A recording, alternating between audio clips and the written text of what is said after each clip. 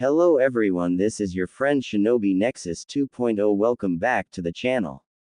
Enjoy the fanfic. And let's begin. Part 6. Nay, Ero Senin. When are we gonna start training? Jiraiya, Anko, and Tayuya all groaned simultaneously. He'd asked that same question exactly 11 times since they'd left Konoha, and each time it became more annoying. Unable to take it any longer, the redhead turned to her left to glare at Naruto. Goddammit Naruto, we haven't even been gone for 3 hours and I already want to kill you. Tayuya hissed, unconsciously making small choking motions with her hands. The Sannin glanced back at them from his position up front with Anko, grinning idly as he walked along the uneven path leading to the next town. Now, settle down children.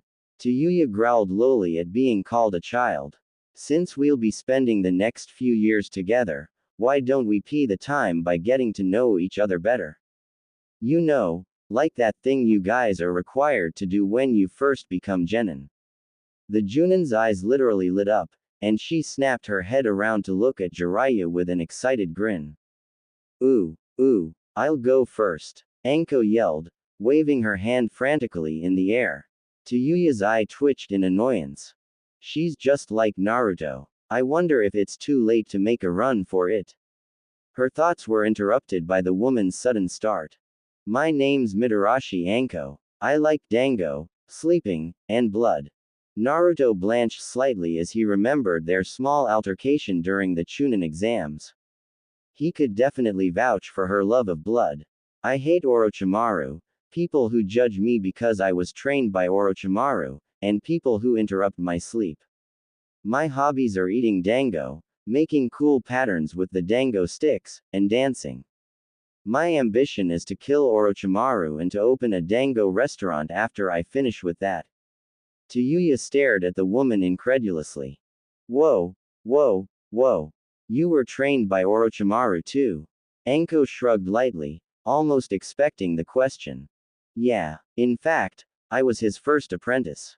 Why do you think I was chosen for this mission? Other than my obvious skill, of course. Now that she thought about it, putting the fishnet-clad woman on this mission did make a lot of sense. Who better to train herself and Naruto to fight Orochimaru than his very first student? Chances are, she knew a lot of his tendencies and tricks depending on how long ago she'd trained under him, and between Jiraiya, Anko, and herself, they could basically piece together what the snake Sannin would try to do. She glanced over at Naruto to see if he'd realized this fact too. Predictably, he hadn't. Ah, no wonder you're so creepy. Why the hell would Ba-chan make me go on this mission with you? All three of the other travelers' sweat dropped simultaneously. You're not very bright, are you, brat? We'll have to work on your brainpower a bit over these next few years. The blonde crossed his arms over his chest and frowned. Anyway, Jiraiya-sama, why don't you go next? Oh, and if you keep ogling my chest like that, you'll wake up a few inches shorter, if you know what I mean. She produced a sharpened kunai from her sleeve for added effect, idly spinning it around on her finger as a warning. The man cleared his throat loudly and nervously turned forward again. Ahahaha. As you all know, I'm Jiraiya-sama, the great toad sage of Konoha. I like gathering information, and I dislike stingy women. He looked over pointedly at Anko. My hobbies are writing, and my dream, like Anko here, is to kill Orochimaru to make up for letting him get away in the past. I'd also like to become the world's all-time best-selling author. Naruto snorted loudly at his introduction. You didn't mention how much of a pervert you are, Ero Senin. Jiraiya reached back and bopped the boy on the head. I've told you to stop calling me that, squirt. Why don't you go next? The blonde angrily rubbed his head but complied. I'm Uzumaki Naruto. I like ramen, training, and all my precious people. I hate the 3 minutes that I have to wait after I put the hot water in ramen, Sasuke Tem, and people that try to hurt my friends. My hobbies are eating ramen and training with my friends. My dream is to become the Rokudaime Hokage of the village, and also to bring Sasuke Tem back to Konoha, even if I have to break every bone in his body to do it. Tayuya laughed loudly at his dream. Good luck with that one. The way you are now, that Uchiha faggot will wipe the floor with your shitty. Naruto childishly stuck his tongue out at the full-mouthed girl. Anyway, it's my turn. She idly flipped her long red hair over her shoulder and smirked. The name's Tayuya. I like music, training, and ing people up. I don't like fates, six-armed freaks, Siamese twins, or bony ers who act as a certain faggot's personal toy. She grinned wider when Naruto snickered at the references. I also don't like people who can't appreciate good music and perverts. Jiraiya gave her a wounded frown, causing the boy to break out into a whole new fit of giggles. My hobby is playing the flute, and my dream, well.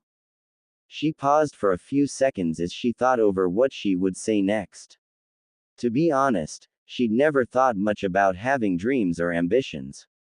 Up until today, she'd never had to. When she lived in the Sound, she did whatever the Orochimaru wanted her to do no matter what the risks or consequences. He decided her dreams and ambitions for her, something that was both a blessing and a curse at the same time. Her eyes drifted to the clear blue sky above them. She couldn't for the life of her think of one thing that she wanted to do with her life. Sure, she could say that she wanted to kill Orochimaru, but what then? What would she do after that? Would she no longer have a reason to live? A frown appeared on her face as she realized that she hadn't felt this lost and hopeless since she'd woken up in the Konoha General Hospital. Those first few days in Konoha were an absolute hell. Confronted with interrogators, hostile nurses, and the fact that she'd never walk again, she'd seriously considered biting off her own tongue to escape from it all. All of her teammates were dead, and her oh-so-illustrious leader was probably off fondling the nutsack of his newest playtoy, leaving her for dead in that faggot-infested shithole of a village. Even when she'd basically had to fend for herself on the streets of her hometown, she didn't feel quite as demoralized as she did sitting alone in that tiny hospital bed. Predictably, her thoughts immediately turned to the blonde walking at her side. He hadn't known how close she had been to death, and she vowed to never tell him. It'd do nothing but worry him, and by association, herself. There was nothing she hated more than being coddled and tended to like a helpless child, and knowing Naruto, he would do just that until he was sure she'd never think about suicide again. Let's stop here for lunch. It looks to be around 12 already, Jiraiya cut in, noticing her despondent expression. Although she was unaware, it had been nearly 5 minutes since she'd stopped speaking. She blinked in surprise but nodded her agreement, somewhat happy to have a distraction from her downwardly spiraling thoughts. The group of four quickly found a small clearing just off the main path to settle down in. It looked to be a fairly common resting place, if the already established fire pit was any indication. Large green trees provided a small amount of cover from any nosy people that happened to walk by, and even larger trees circled off the encampment from the rest of the woods. They each settled down on one of the 4 fallen logs encircling the campfire. As she pulled a couple of the ramen cups left over from that morning out of pack, she glanced up at the older man with a mildly curious expression. So where the hell are we, anyway? Jiraiya rubbed his chin thoughtfully. Well, I'd say we're about 1/4 of the way to Atofika Guy. In other words, we have another 6 or so hours before we get to our first stop. He lifted an eyebrow as the girl pulled a kettle in her canteen out of her pack. You're going to go through the trouble of starting a fire for 2 cups of ramen? He asked, watching amused as she poured most of the liquid into the small metal pot. She snorted loudly and shook her head. This is a special kind of kettle. It's basically fireproof, and can handle a direct stream of flames from any source. She performed a few hand seals and placed her hand to her mouth. Kaden. Karyu Enden, she muttered, taking a deep breath. As she exhaled, A thin stream of fire shot from her mouth, directly hitting the bottom of the small metal kettle. She used as little chakra as possible to keep the flames completely under her control, not wanting to risk it getting out of hand like the last time she tried to perform it. Orochimaru was pretty pissed off about the loss of his favorite summon snake. In just under 10 seconds the sound of boiling water was heard from the device, and she immediately cancelled the jutsu and picked the pot up by its handle. Whoa, you know fire jutsu too? Naruto yelped, thoroughly surprised with how easily she executed the technique. He didn't even think Sasuke knew that move. The girl only nodded and poured half of the hot water into his open cup. Yeah, but it's not really my thing. I'm better at earth-style ninjutsu. Anyway, what are you guys gonna eat? Unsurprisingly, Anko emerged with a small plate wrapped in plastic wrap. Dango. She tore the obstructing material away from her food and wasted no time in digging in. You all are so domestic. Whatever happened to living off of the land? Eating ration bars to survive? All three of his companions regarded him with a deadpan expression. That might have worked when you were a genin, but this is 50 years later.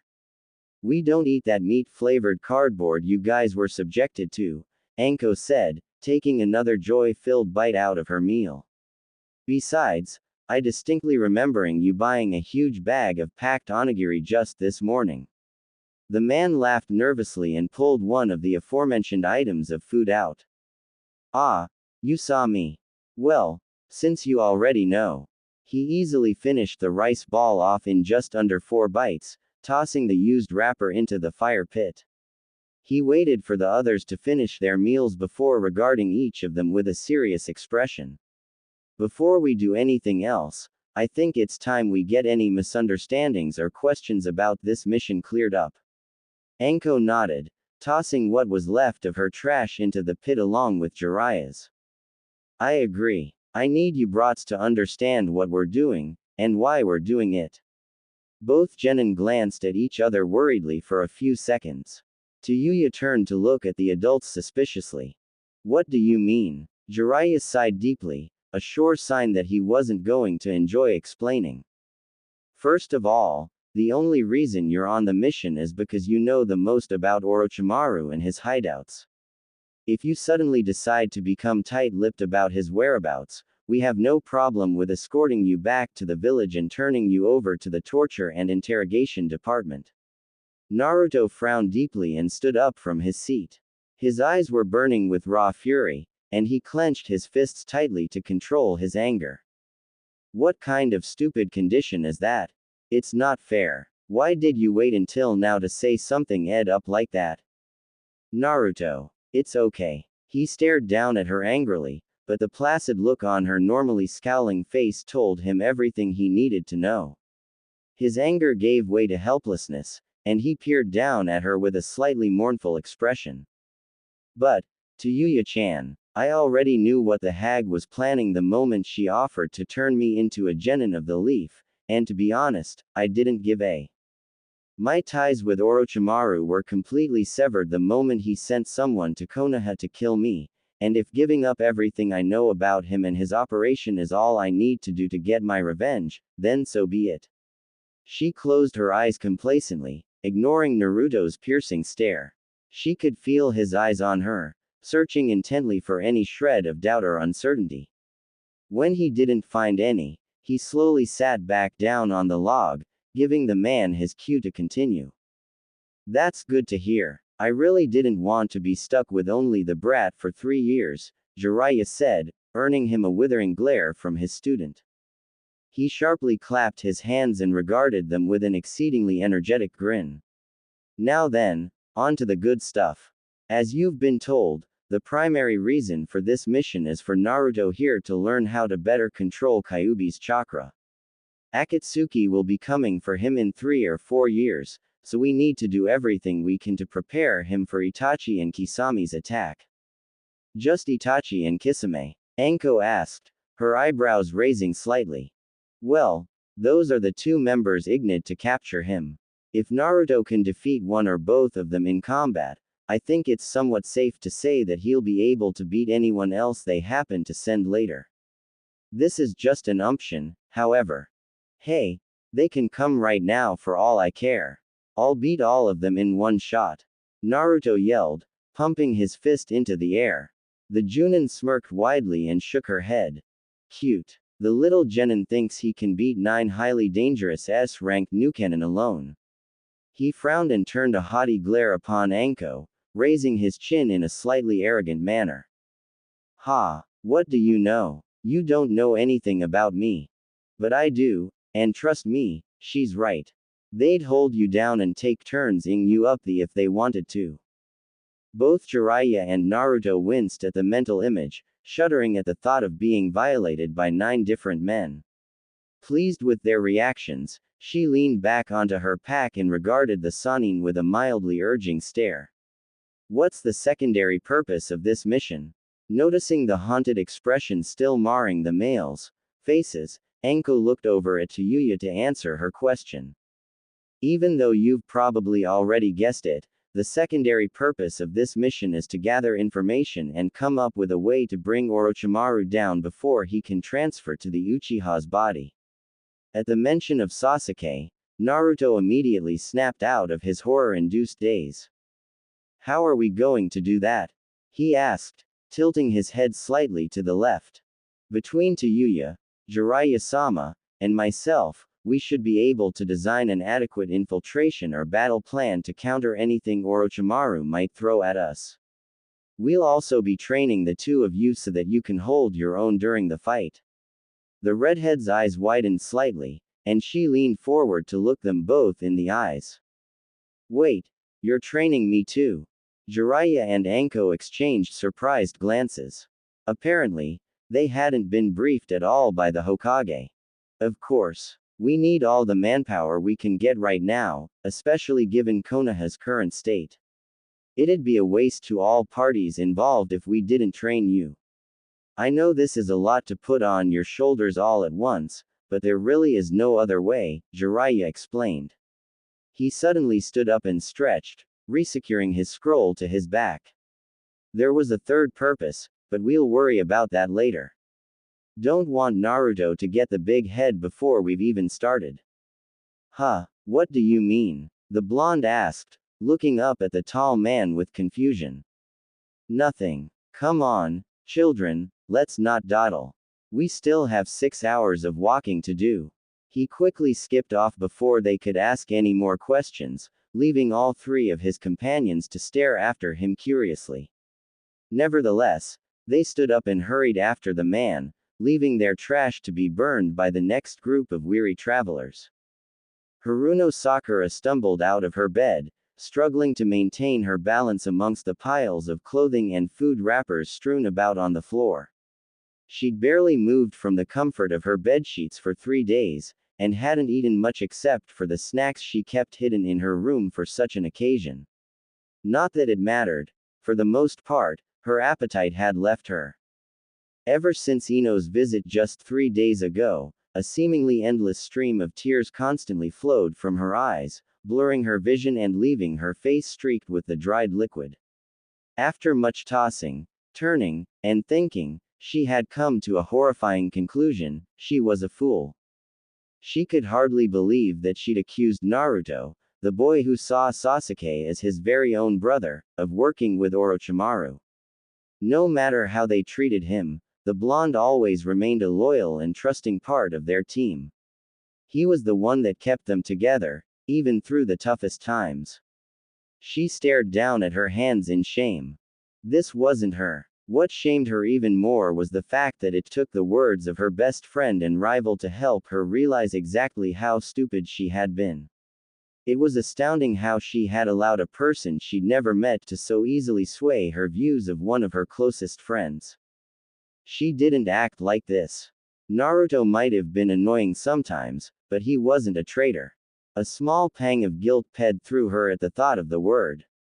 There was no way he would ever do something like that, especially since this was the same boy who loudly proclaimed that he would be the Hokage one day. Vigorously shaking her head, she threw open her closet doors and picked out a clean outfit to wear. She'd apologize to Naruto first, and then go find Ino. Sakura couldn't afford to lose another one of her teammates. Naruto was the only person in the world who truly understood what she was going through, as he was dealing with the same thing. She didn't want to get rid of one of her best friends because of some evil full-mouthed demon. It's not like she couldn't steer the boy away from the redhead given enough time. If worst came to worst, she could offer to date him if he promised to never speak to the girl again. As far as she was concerned, it was a small price to pay for the safety of one of her teammates. With that thought in mind, she hurried into the upstairs bathroom for a quick shower before rushing down the stairs to accomplish her mission. Sakura-chan, is that you? Her mother asked, coming out of the kitchen. The woman's face lit up at the sight of her only daughter dressed and ready to leave. She hadn't seen her in nearly a week, and was just about to ask for help from the girl's teacher. Oh, Sakura-chan, I'm so glad you're alright. Sakura smiled lightly at the woman but continued to the door. This wasn't the time to explain to her mother what was going on. She wouldn't understand anyway. Hi, Mom, I'm in a rush right now, but we can talk when I get back, okay? She speedily opened the door and disappeared through the doorway. Sakura-chan, wait, Ino came by this morning and I'll be right back. Turning towards the center of the village, the pink-haired Kunoichi ran full speed to get to Naruto's apartment building. She reached the rundown flat in a matter of minutes, bounding the steps two at a time until she reached his front door. She took a deep breath to calm herself before knocking purposefully on the door, confident that everything would go exactly as she had planned. Naruto would open the door, she'd apologize and ask him to take her out, and he'd never speak to that other girl again. It was flawless, especially knowing how easily she could manipulate him. Unfortunately, nothing happened after 10 seconds of waiting, so she lifted her fist and banged a little harder on the flimsy wooden door. She waited another 10 seconds before frowning. It was possible that he hadn't come back from training for lunch, so she ran back down the stairs to check his usual training ground. Surprisingly, the grounds were completely devoid of life, the only things moving being the treetops in the wind. Sakura's frown deepened as she looked up into the sky.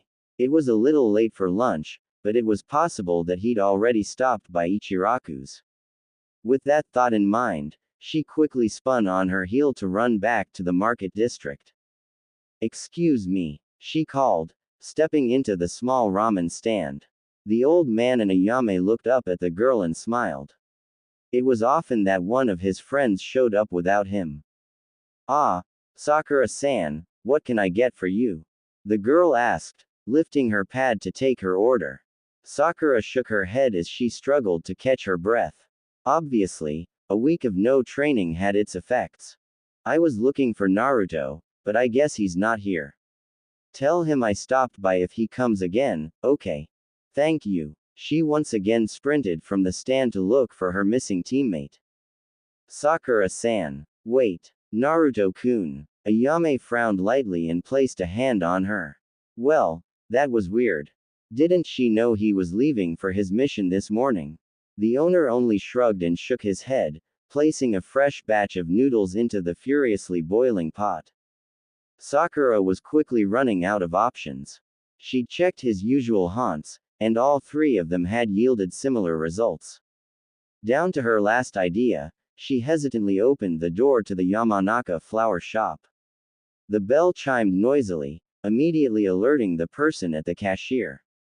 Ino straightened up and shot her widest smile at the incoming customer. Good afternoon. Welcome to the Yamanaka. Oh, Sakura. What are you doing here? The blonde's expression suddenly changed from one of indifference to concern as she took in her former friend and rival's condition. Even if they were on less than friendly terms at the moment, she still cared deeply for the girl's safety. Are you all right? She asked, beginning to step around the corner. Her friend nodded and approached the counter, sighing with unhidden frustration. Ino was the last person she wanted to talk to, but she didn't have much of a choice. I'm fine, It's just that I can't find Naruto anywhere. I was hoping maybe you would know. A funny look crossed over Ino's face, something that didn't go unnoticed by her rival. What? She inquired, taking a step closer. Didn't your mom tell you that I came by this morning? When the girl shook her head, she sighed. Naruto left for a mission this morning. Me and everyone else saw him off. Sakura frowned and leaned against the countertop. Perhaps she should have talked to her mom for a bit that morning. I see. Well, I guess it's not so bad. I'll just tell him when he gets back. She turned her head to look at her childhood friend. When's he coming back, anyway? In 3 years. The silence in the small shop was deafening. The pink-haired Kunoichi's arms fell slack at her side, causing Ino's brows to furrow. Judging by her actions, this wasn't going to be pretty. 3 years. She shrieked, staring disbelievingly at Ino. Why 3 years? What kind of mission is it?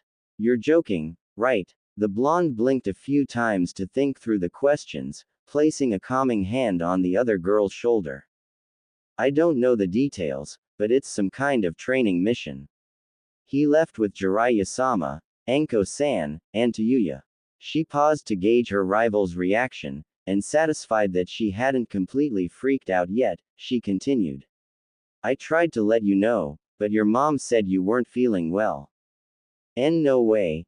3 years, her head suddenly snapped up to look at Ino. How long ago did he leave? Maybe I can still catch up before it's too late.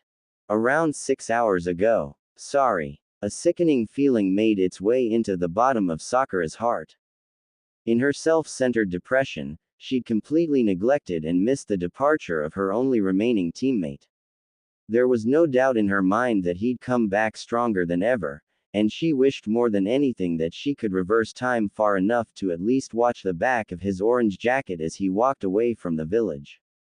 Her emerald green eyes jumped back up to meet Ino's own sympathetic blue ones as she remembered something her friend had said. Did you say he left with Tayuya? We're here. An enthusiastic Naruto smiled as they entered the festive village of Atofika, his eyes shining with excitement and adventure. He looked over the many different shops and attractions that the town had to offer, already making a mental checklist of things to check out or buy. Sensing his intentions, Anko firmly grabbed the boy by the back of his jumpsuit. Not so fast, Chibi. There's no shopping tonight. What? Why not? He yelped, futilely struggling to slip out of her grip. She easily picked him up and lifted him to her eye level, dangerously narrowing her eyes to make her intentions known. 1. Because I said so. 2. We have a bunch of things to do tomorrow, and we all need to rest up. Jiraiya nodded his agreement, motioning for the small group to follow him into a large hotel. The woman dropped Naruto flat on his butt, earning a quiet giggle from Tayuya and a few anonymous snickers from the crowd walking by. He hastily pushed himself onto his feet and followed his teachers, leaving the still giggling redhead to bring up the rear. It wasn't that funny. His statement only caused her to laugh harder, and putting a hand on his shoulder for support, she lowered her head in an attempt to stop. Why yes it was. God, she made you look pathetic. She gasped. The blonde initially frowned at her open laughter, but eventually, a small smile appeared on his face. Even if it was at his own expense, it always made him happy to see his friends laughing and smiling, especially the ever-scowling Tayuya. Her rough and abrasive facade seemed like a distant memory to him now, and he almost wondered if this was the same girl he'd met during Sasuke's defection.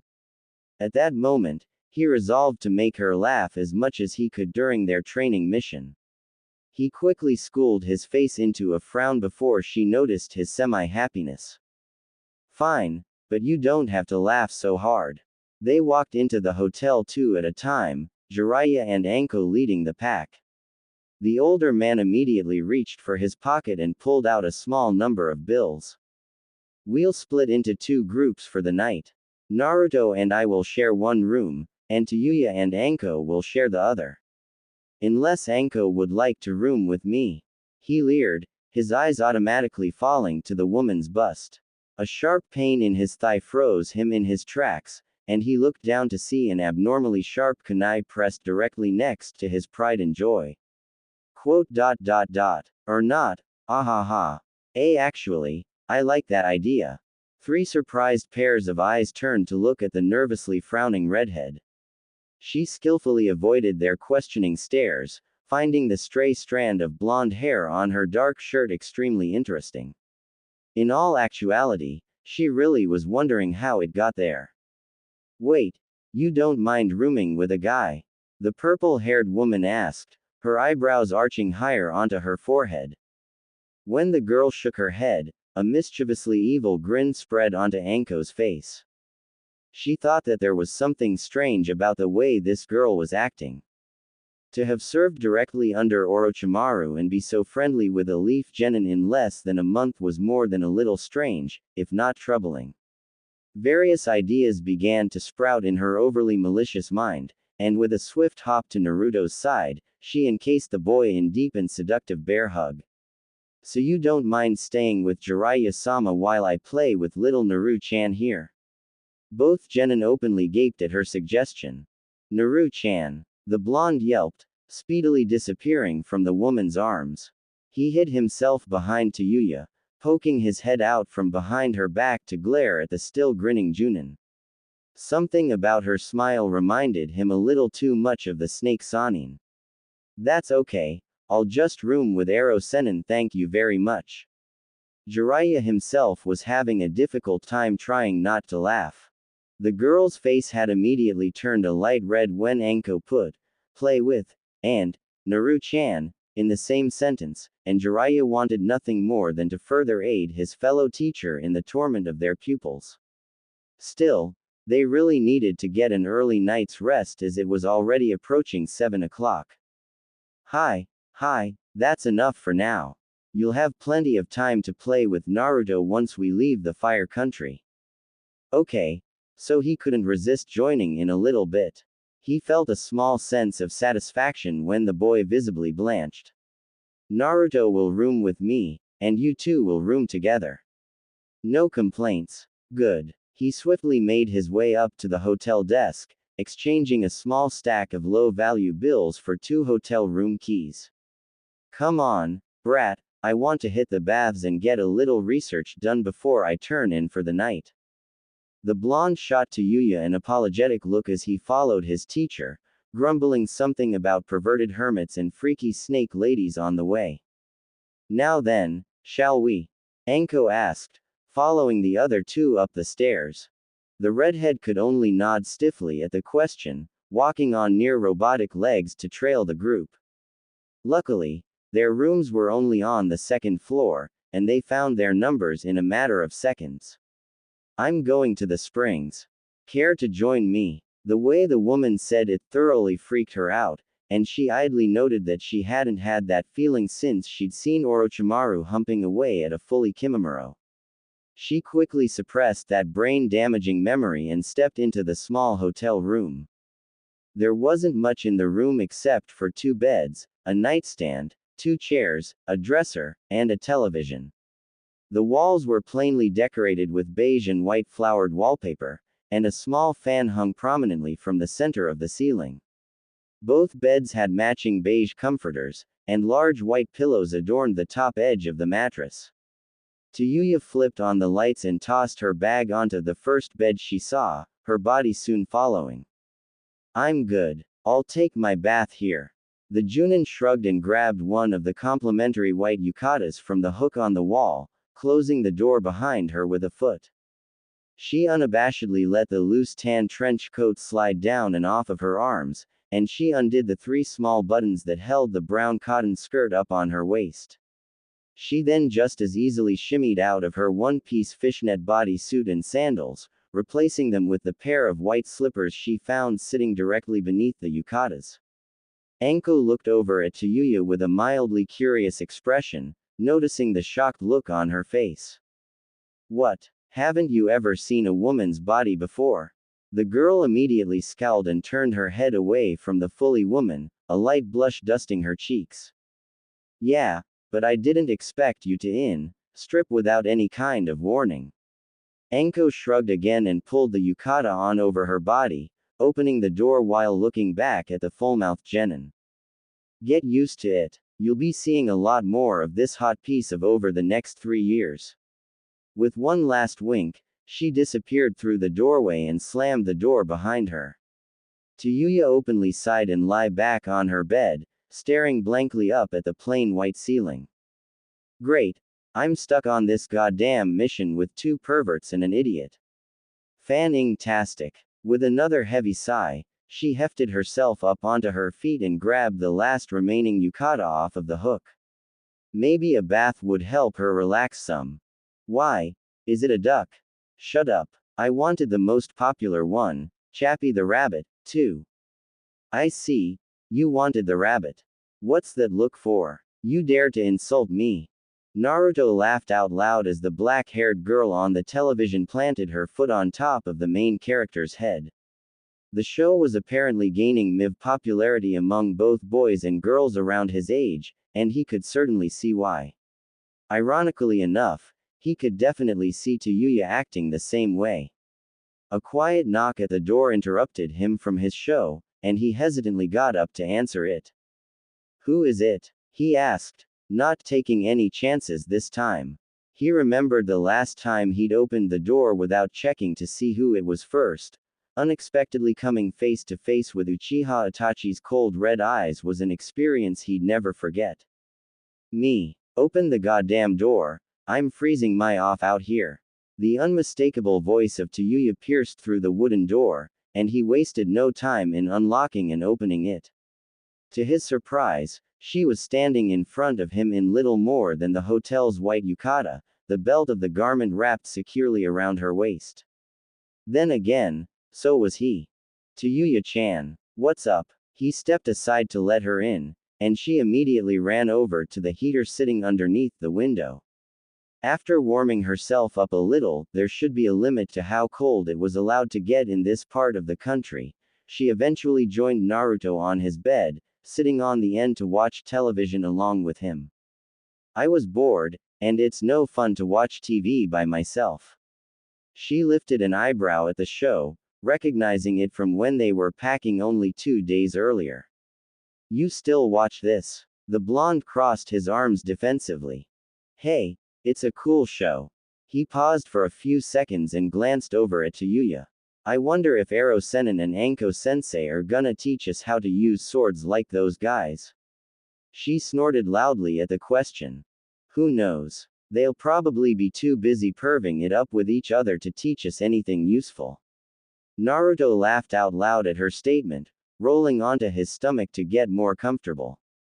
You're right. I always knew Ero Sennin was a pervert, but I didn't think Anko Sensei would be one. I just thought she was crazy. She nodded her head and mimicked his position so that they were lying side by side on the end of his bed, a full body's worth of space between them. They watched it for a few more minutes until she couldn't bear it anymore, and she boredly leaned her chin on the palm of her hand. This show is ridiculous. Soul candy. Modified souls. As if shit like that could ever happen. You have to admit it's pretty cool, though. He watched as the fake soul ran around in the main character's body, sprinting at speeds he'd never seen before and jumping higher than even his sensei. I want to be able to do that by the time we get back to Konoha. He said, yawning widely at the end. Tayuya glanced at him from the corner of her eye. You could do that now if you didn't have such shitty chakra control. Naruto frowned and yawned again, this one lasting much longer than the previous one. Unwittingly, the redhead too began to yawn, not bothering to cover her mouth. Damn it. Stop yawning. You're making me do it too. He shrugged and lay his head down onto the pillow, still intently watching the television. I can't help it if I'm tired. We were walking all day, you know. She nodded her head slightly in agreement. The fact of the matter was that he was right, and she really didn't feel like arguing at the moment. She was feeling a little tired too, even more so now that her teammate was yawning up a storm. Her head dropped onto her arms, and the TV show was quickly forgotten as she felt her mind began to drift towards unconsciousness. I'm just gonna take a short nap. Wake me up when it goes off. Naruto grunted out a response, and in a matter of seconds, she was out cold. Unfortunately, she hadn't noticed that he too was on the verge of falling asleep, and he soon abandoned the shonen anime in favor of catching a few winks before his sensei returned from the hot springs. A few winks turned into hours, and as both genin slept comfortably side by side on the queen-sized bed, their minds were filled with thoughts and ideas of what the next day would bring. A lone figure sat hunched over a large, wooden desk, his left eye carefully analyzing each and every word on the scroll. He'd originally been pleased to find that there was so much information available on the mysterious Kunoichi, including the fact that she used to be a shinobi of the Sound Village. Unfortunately, there were many things about the girl that left him in the dark. Her medical records revealed that she'd undergone some kind of invasive surgery, but it didn't mention what the operation was for.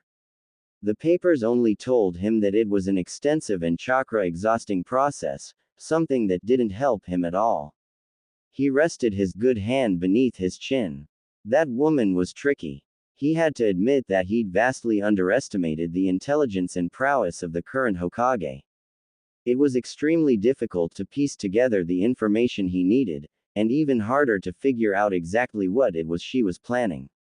Sarutobi was easier to circumnavigate than this troublesome wench.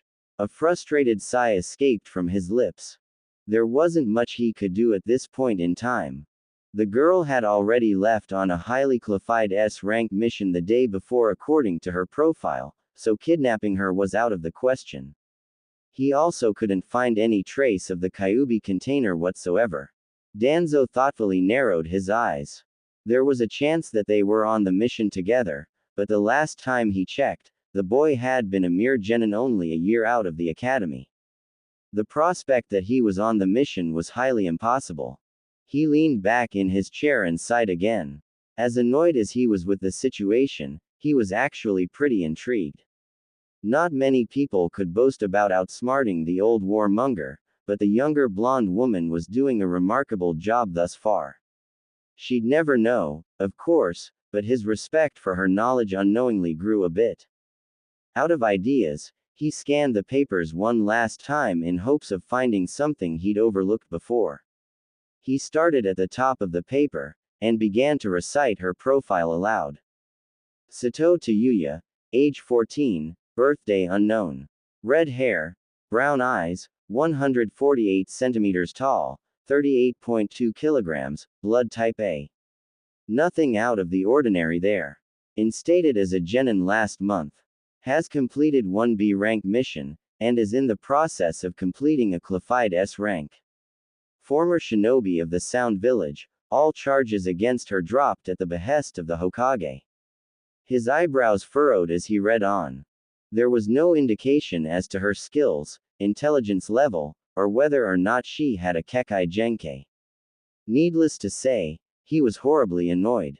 He loudly snapped his fingers, immediately summoning the black-haired boy who had yet to fail him. Bring me a copy of the village records for this week. I want to know who has left and entered the village over the past 2 days. The boy bowed lowly before his leader. Hi, Danzo-sama. He disappeared in a puff of smoke, leaving the scheming man to his own thoughts. Danzo shook his head and chuckled darkly, a small, mildly amused smirk spreading onto his face. It's only a matter of time, Tsunade. I always win. She was warm. Never in her life had she ever felt so comfortable while sleeping. Usually, she was forced to remain at least semi-conscious as a result of her shinobi training. It was exceedingly dangerous and careless to go into a deep sleep alone, as she'd learned from the constant attacks by her teammates during her first few nights in the Sound Village. While it was certainly a useful skill, it also placed a substantial amount of stress on her mind and body over time. Now, however, she found that she couldn't wake up. For some reason, she felt completely safe and secure in this small town outside of Konoha, and she'd give anything to get a few more nights like this one. She sighed and snuggled deeper into the eerily soothing pillow. Perhaps it wasn't so bad to let herself relax every now and then. She hadn't realized exactly how good it felt to get a full night of imperturbable sleep, and no matter what it took, she'd get one of these hotel pillows for herself. They were damn cozy. A sudden flash of light interrupted her from her ceaseless rest. She hadn't heard anything about a thunderstorm on last night's weather forecast, and the lightning was quickly annoying her. Tayuya shut her eyes tighter to block out the sporadic sparks, digging her face deeper into the soft cotton of the pillowcase. She wasn't quite ready to wake up yet, and she'd do everything in her power to hang on to those last few minutes of precious sleep. The unmistakable sound of muffled giggling reached her ears, and she immediately snapped her eyes open and hopped up onto her knees. She blinked a few times to gain her bearings, her vision eventually becoming clear enough to see both Jiraiya and Anko looking down at her with devilish grins on their faces. The room was imperceptibly dark, signifying that it was early morning at best, and thin rays of light streamed in through the open window. Her eyes dropped to the small silver device in the Junin's hand, and narrowing her eyes in suspicion, she realized that it was her camera. "What's going on?" she spat, her luxurious sleep immediately forgotten. Their grins only widened, and both teachers simultaneously pointed at something to her left. She glared at them for another few seconds before skeptically turning her head. To her amazement, one Uzumaki Naruto was wantonly lying on the bed next to her, a minuscule amount of drool seeping out of the open corner of his mouth. Her own mouth opened in horror as she realized that the pillow she'd been snuggling up against all night was her idiot of a ninja teammate. Her gaze traveled between the blonde and the camera numerous times before something in her mind clicked, and she grabbed the boy by the front of his yukata. She shook him frantically, doing her best to wake the boy up so that she could yell at him. After a few seconds of angry jarring, Naruto's sleepy blue eyes slowly opened to look disorientedly into Tayuya's angry brown ones. "Mornin', Tayuya-chan," he mumbled, eyelids once again drooping shut. She frowned deeply and smacked him on the head, instantly waking him up. "Don't, Tayuya-chan, me. You were supposed to wake me up when the show went off." The boy yawned widely, rubbing at his eyes with the back of his hand. "Sorry. Guess I fell asleep." That was it. Tayuya's right eye began to twitch uncontrollably, and she tightened her grip on the boy's yukata. "You guess you fell asleep," she yelled, killing intent pouring off of her in waves. Her anger increased by tenfold when he suddenly turned his head away from her. "Look at me when I'm talking to you." Naruto coughed lightly and pointed at her torso. Your yukata." The redhead blinked confusedly at his words. She lowered her head and looked down at herself to see that the belt of the white garment had become undone sometime during the night, and the area between her was fully exposed to his compunctious eyes. She gaped mortified for all of 10 seconds, amazed that she had missed something so obvious. Her hands eventually conceded to her urgent mental commands, and letting go of the blonde's own yukata, she turned her back on the other occupants of the room. "My, how scandalous. Only the second day out of Konoha and you two are already sleeping together. When you said you wanted to room with Naruto, I didn't think you'd go as far as sleeping in the same bed," Anko joked, tossing the camera playfully into the air. "I got some great pictures. I can't wait to see how they come out." Tayuya snapped her head around to glare at the woman, cheeks flushing with emberment. Shut up. Who the said you could touch my camera?" She turned her angry eyes on Naruto. "Don't just sit there. Dumb. Get it?" "What? Why?" he asked, ing his head to the side.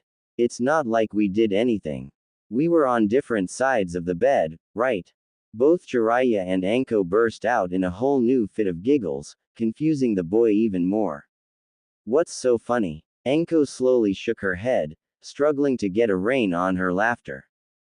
"Nothing you need to worry about. For now," the woman chuckled, eventually calming down enough to continue speaking. I'll give you your camera back later. Right now, we need to get dressed for training. She walked out of the room to go back to her own with a positively evil grin, leaving Tayuya alone with both males. Training? Really? Finally, Naruto yelled, parading around the room. If she weren't so pissed off and embered, Tayuya might have actually found the scene amusing. Jiraiya rolled his eyes and glanced at the girl from the corner of his eye. You should probably get going. We want to be out of here sometime within the next half hour. She glared at the man but nodded, tying the belt of her yukata a little tighter as she ped him on the way to her room. As soon as she was out of earshot, Jiraiya approached Naruto with a disturbingly perverted grin. So, how was she? Wild and fiery, or shy and timid? He asked, producing a pen and scroll from somewhere within his vest. She looks like the wild type, but you can never be sure with women. The blonde regarded his sensei with a bewildered frown. Huh, what do you mean, Ero-sennin? The man's face visibly fell, and he placed the items back into his vest pocket. You don't remember anything, do you? When the boy shook his head, Jiraiya sighed deeply and crossed his arms. He'd had such a great idea for his next book, too. Fine. Get dressed and meet us downstairs in 20 minutes. We have a lot of work to do. Naruto nodded excitedly and hopped off of the queen-sized bed, rushing over to his pack for a change of clothes. 15 minutes later, he bounded down the steps of the hotel's main staircase. To his surprise, all three of his traveling companions were already waiting for him. It's about damn time, Tayuya muttered, her arms crossed angrily over her chest.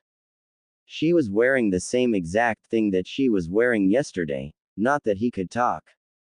He noticed that her hair was wild and untamed, sticking out in at least 10 different directions.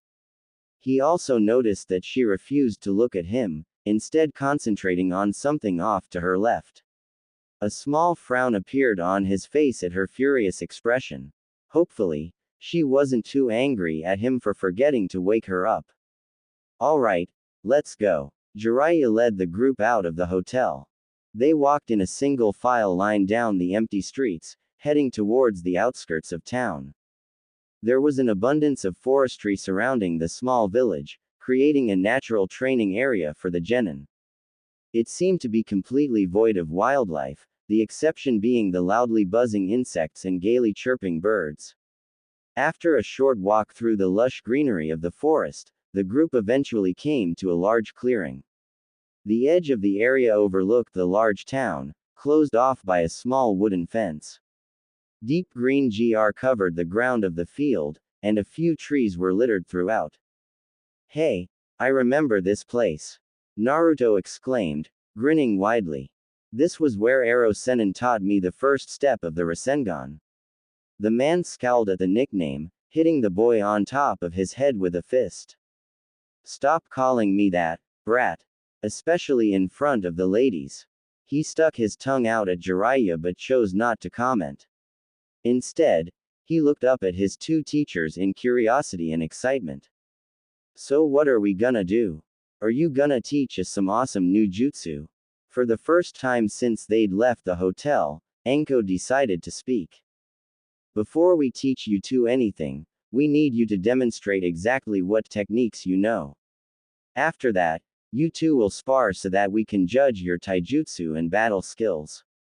I'll go first. The blonde yelled, jumping up and down. The woman nodded and motioned for him to step forward. He smirked idly and placed his hands into the familiar cross sign. Kage Bunshin no Jutsu. Immediately, 5 identical clones of himself appeared next to him. 4 of them suddenly poofed out of existence, and the remaining clone began to help Naruto form a bright blue ball of chakra. Rasengan. Tayuya raised an eyebrow at the jutsu. So that was the Rasengan he'd mentioned a couple of weeks ago. Now that she thought about it, she remembered him trying to hit Sakin and Ukin with that same technique when they were trying to escort Sasuke to Orochimaru. It didn't look all that impressive, and seemed to be more flashy than anything. That is until he slammed it into a nearby tree.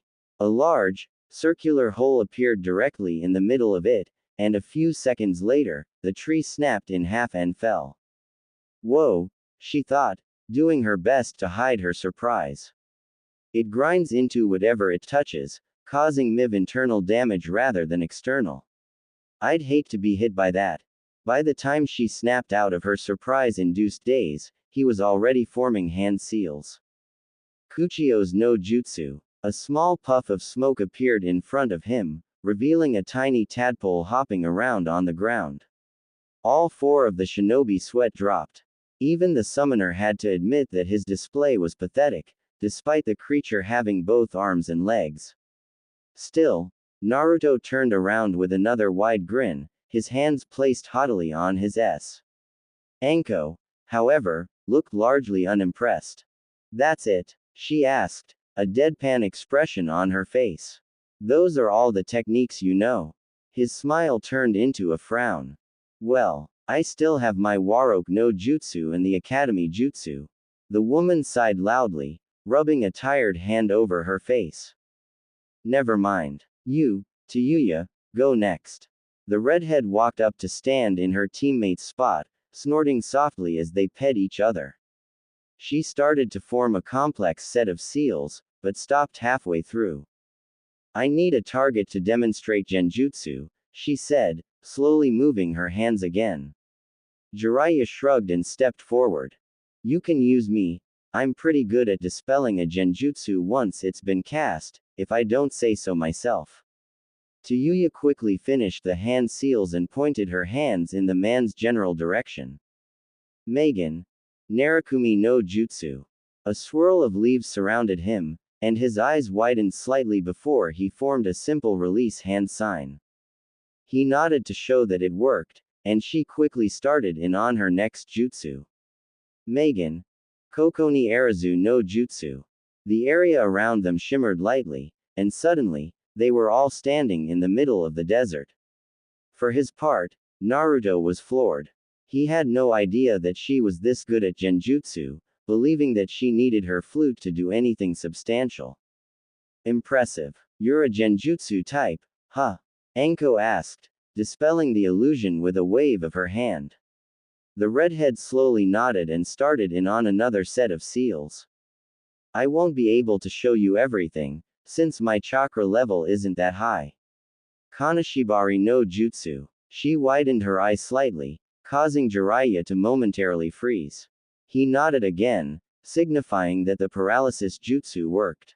Naruto noticed that a small sweat was beginning to break out on her forehead.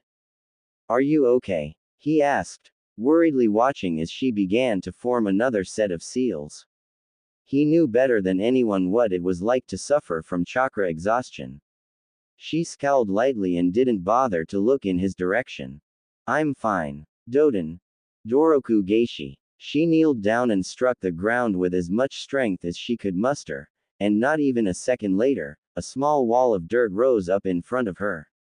It only covered her kneeling form, and she stood up to immediately begin another set of seals. Doden. Ritsudo Tensho. A small sinkhole appeared directly in front of her, swirling in a counterclockwise direction. Jiraiya smirked softly at the jutsu. Well, this brings back memories. I haven't seen this jutsu since the Iwa Konoha War. Bastards nearly trapped my entire squad in this thing. She shrugged disinterestedly and pulled her flute from her weapons pouch to demonstrate her specialty jutsu. She wasn't one to sit back and listen to the stories of old people, especially not from a guy she didn't particularly care for. Kuchio's no jutsu. She placed her hand on the ground, and with a puff of smoke, 3 huge zombies appeared directly behind her. The first one was probably the freakiest of the 3. Its entire torso was wrapped up in bandages, including his huge arms. The top half of his head was covered in the same bandages, and a large amount of needles stuck out of the bandaged area. Its head was leaned all the way back, forcing him to stand backwards in order to look forward. Except for the dark brown pants and Orochimaru's famous purple bow, it was completely void of clothing. The second zombie wasn't nearly as scary as the other 2. It wore a simple black Chinese-style jacket and pants, separated by the same belt as the first one. Arm and shin guards adorned his limbs, and he carried a huge studded bat over his shoulder. The only thing creepy about him was his head. His face was impossible to see underneath his shoulder blade-length hair, giving him a mystic and eerie appearance. The third and final zombie looked like something out of a horror flick. His torso was fully exposed, and strange blades were wrapped tightly against his arm with bandages. The blades looked to be made from the claws of some long-dead beast, giving him a primitive appearance. The monster's eyes were covered by a simple white cloth, and deep scars were carved into the top of his bald shaved head. Except for the long hanging mustache and goatee, there wasn't a single human thing about his face. Like the other two, his mouth was stitched shut and he wore a large purple rope belt around his waist. What are those? Naruto yelped, backing away from the monstrosities. He'd never heard of anyone summoning things like that. Anko grinned widely at the girl. A gift from Orochimaru, no doubt. I remember when he sealed these guys away. Can you control M? Tayuya snorted loudly. What the hell kind of question was that? Lifting the flute to her lips, she began to play her melody of death. Simultaneously, the three zombies jumped into the air, performing a wide array of flips and acrobatics belying their huge forms. With each note, the individual monsters executed a different action, and if he didn't know any better, Naruto would say they were moving of their own free will.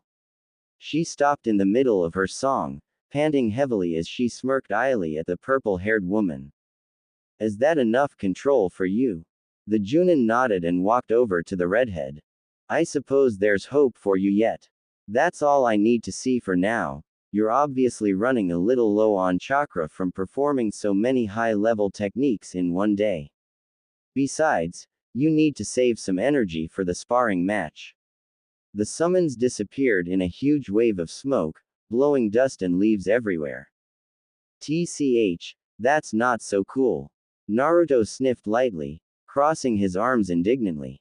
Tayuya placed her flute back in its case and stared over at the blonde with a haughty grin. Says the guy who only has 3 in jutsu. He gaped angrily and pointed his finger at the amused girl. We'll see who wins in the taijutsu match. He stomped over until he was standing directly in front of her, noticing for the first time that they were about the same height. Jiraiya chuckled as he backed away from the two, joining Anko at the edge of the clearing. Personally, I've got my money on Tayuya here. I don't think you can handle one of Orochimaru's elites in a one-on-one taijutsu match. Naruto frowned deeply at his sensei, annoyed that the man thought so lowly of him. What do you know? I've gotten way better since you last trained me. Oh, I guess we'll see, then. Jiraiya leaned against the tree behind him to get more comfortable. Basic rules apply. No ninjutsu, genjutsu, or kinjutsu allowed in this fight. Anything goes otherwise, including weapons, chakra, and any other ninja tools you may have. Ready. When both genin nodded, he lowered his hand to signify the beginning of the match. Go. The teens immediately separated, jumping back to put some distance between themselves and their opponent. Tayuya slowly moved into a basic taijutsu stance, testing the flexibility of her joints as she did so. She was exceedingly pleased to feel that they were just as loose, if not looser, than they were before she'd lost her legs. She kept her eyes trained on Naruto's form, already coming up with a plan to put the boy on his back in under 5 moves. I'll tell you now, Naruto. If you don't come at me with the intent to kill, this match is as good as mine. He vaguely remembered Kakashi saying something similar, and in typical Naruto fashion, rushed in towards his opponent without a plan. Tayuya sprang into action, anticipating the time before he'd reach her. She jumped high into the air, pulling 2 shuriken out of the pouch at her side. She spun counterclockwise in the air to gain some momentum, and at the peak of her turn, she threw the bladed wheels directly in front of the spot Naruto was going to step. Not wanting to be impaled, the blonde dove forward at the last minute. Perfect, Tayuya thought as she came down from the sky. She flipped forward and stuck out her leg, bringing it down directly on top of his head. His face dug deep into the already loose dirt, and with a small grunt of effort, she flipped herself backwards and onto her feet. Like I said, you'll never beat me if you think this is a friendly spar. You can't be that shitty. Naruto growled and pushed himself upright. She was going to pay, one way or another. Wiping the soil off of his face, he reached into his kunai holster and threw it directly at her forehead. She easily sidestepped the projectile weapon, and predicting his next move, she spun around on her left foot and smashed him in the face with the back of her right fist. It seemed as if he didn't know any other taijutsu except for run at your opponent and hope to get a lucky hit, so with a heavy sigh, she planted her left knee into his already off-balance stomach.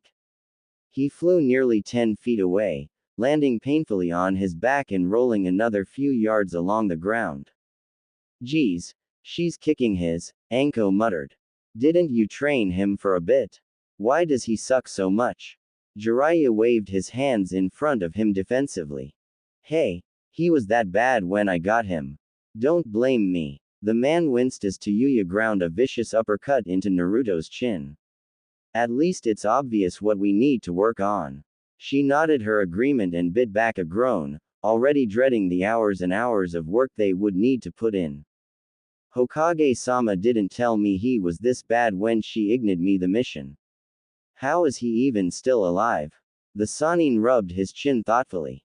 Now that he thought about it, Naruto seemed to win the majority of the fights he was in. He smiled slightly when the boy managed to kick his partner in the side, nearly knocking the redhead off of her feet. Well, part of it probably has to do with the Kyuubi. The Nine Tails heals all of his injuries within a reasonably small time frame, and he also supplies him with chakra when he needs it most. The other part is probably Naruto's own determination. He refuses go down when his friends or Nindo are on the line. While an admirable trait for a shinobi, it's also very dangerous. Anko nodded again. Yeah, sometimes you have to know when to back down. That's another thing we'll have to drill into that deliciously soft skull of his. Her eye twitched slightly when the redhead kicked her teammate in the jaw, dropping him almost instantly. What do you think about the girl? Jiraiya narrowed his eyes in thought, scratching at his chin with the back of his fingernails. Not much, actually. While she can easily beat up on Naruto, her taijutsu skills are still below average. She makes a lot of wasted movements, and if Naruto were allowed to use his Kage Bunshin, she wouldn't stand a chance. Of course, this is normal for a genjutsu type. He suddenly chuckled out loud, earning him a curious glance from the woman at his side. Although you have to admire her ruthlessness. Friend or not, she doesn't go easy on him. This time, both adults winced as she drove a powerful fist into his jaw. Luckily, the blonde managed to roll with the blow to lessen the damage. Had enough yet? Tayuya taunted, hands resting nonchalantly on her S. She was a little annoyed to find that he wasn't using the taijutsu stance she'd taught him only a week before, and even more upset that he didn't seem to be trying at all. The blonde pushed himself up onto his hands and knees, struggling to regain his balance. That last hit hurt. He growled and rushed her at full speed.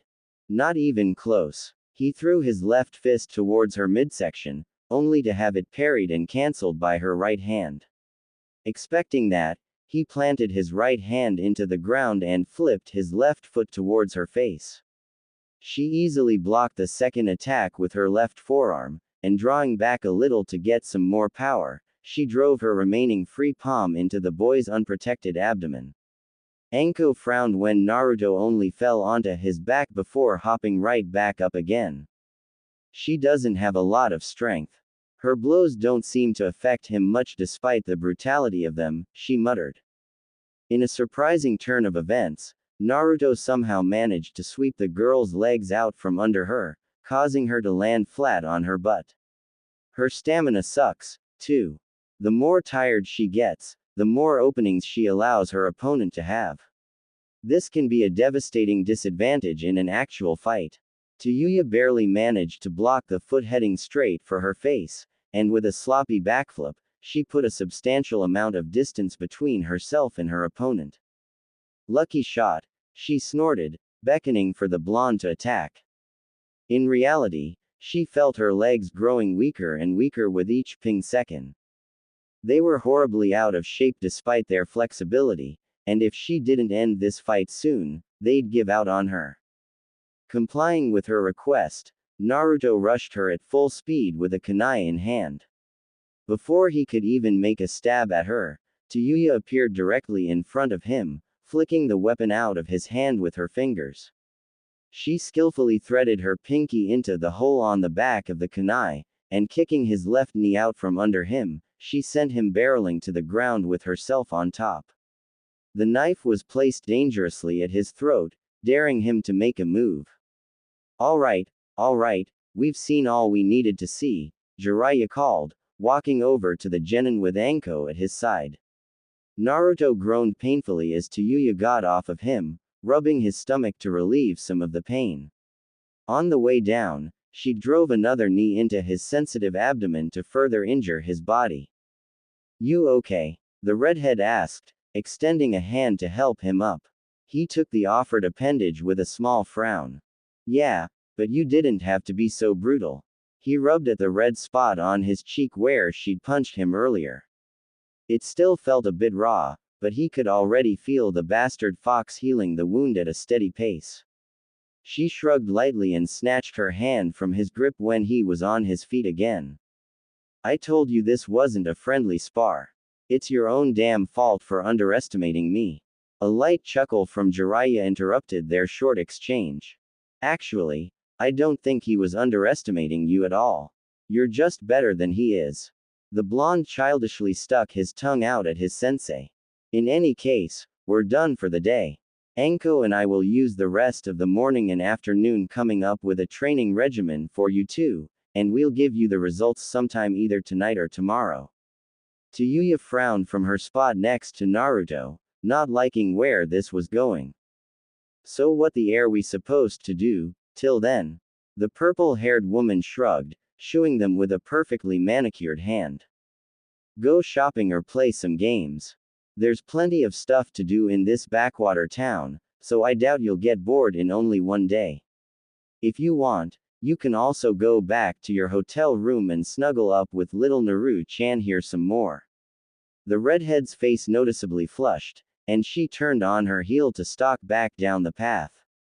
She was embered enough about it without the snake bitch bringing it up every chance she got. Hey, Tayuya-chan, what did she mean by that? Naruto called, following after her at a slow jog. Both Jiraiya and Anko looked after them with amused grins. If only he knew. The man glanced at his fellow teacher from the corner of his eye. Enjoying this? He asked. If it was possible, her grin grew even more. Hell yes. The genin walked back into the town at a leisurely pace. It was much more alive than it had been that morning, with people milling around and socializing at the different booths. Tayuya glanced up at the sky to judge the time. Based on the position of the sun, it had to be around 9 or 10 o'clock. It was almost hard to believe that it had been over 2 hours since they'd left the hotel. What do you wanna do now? The blonde asked, looking around at all the different attractions and stores. She motioned for him to follow her up the steps of the hotel. We're gonna do some shopping. There's no way I'm gonna walk around with you looking like that for 3 years. He glanced down at his jumpsuit before angrily raising his eyes to meet hers. Hey, what's wrong with my jumpsuit? The redhead almost felt like smacking him for asking such a stupid question, but restrained herself at the last minute. Hitting him wouldn't do anything except make herself feel better and further ruin the point that she was trying to make. She took a deep breath and fully turned around to look at him, stopping them right in the middle of the street. What's wrong with it? First of all, it's orange. That's like pinning a bullseye to your back and begging some half-edged shinobi to kill you. It could give away your position during a mission that requires absolute stealth, and mine too by oceation. She lifted her second finger into the air. 2. It's not very versatile. There are no slots to hide kunai or senbon needles in the sleeves of your jacket, and you only have the usual 4 pockets on your pants. Not to mention it's poorly fitted and restricts your movements.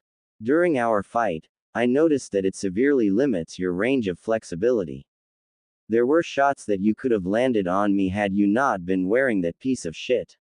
Luckily, the blonde didn't think to ask how she knew about his lack of pockets and weapon slots. The girl held up one last and final finger. And 3. It makes you look like an idiot. Naruto furrowed his brows. Hey, but, am I wrong? He frowned deeply, sticking out his lower lip in a very childish fashion. She noticed that he tended to act that way a lot of the time. Yeah, it doesn't make me look like an idiot. Tayuya slammed her palm into her face. When was the last time he looked in the mirror? Already tired of trying to be civil, she grabbed him by the back of his jumpsuit and dragged him up the stairs. She ignored the knowing smile she got from the hotel clerk, instead focusing intently on steps in front of her. She dumped him in front of his door, pointing forcefully at the wooden entrance. Get your money. We're going shopping. The boy glared at her but complied, using his key to unlock and enter the room. She hurried into her own room, grabbing her bag and slipping it onto her shoulders. It only consisted of Naruto's money and a couple pairs of underwear, but she didn't want to walk around town with it out in the open. She checked her pocket once to make sure that her own money was present before stepping out of the room and locking the door behind her. When she'd counted the money last night, the total had come up to a surprising 57,000 yen, pretty good for just reading a couple of stories to a group of kindergarteners. A small note had been tucked into the back of the envelope from Shizune. Tayuya-san, I suppose you're wondering why you received so much money for such a seemingly simple mission. In truth, the mission you and Naruto-kun completed was AB rank. Each one of those children were related to the village council, and they pay good money to make sure that their children, grandchildren, and cousins are safe. Tsunade-sama and I also admittedly threw in a little extra so that you would be able to buy some decent clothing. Have fun on your mission. P.S. Tsunade-sama says not to let Jiraiya-sama touch your money.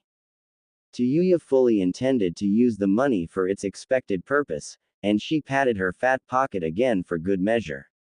At that moment, her blonde teammate emerged from his room with his frog wallet in hand. He grinned widely and held the purse up high. Let's go. They hopped down the stairs and out of the hotel towards the market area of the small town. Most of the stores consisted of simple roadside stands instead of the sturdy buildings that he was used to in Konoha. They sold a wide variety of items, including clothing, weapons, toys, and food.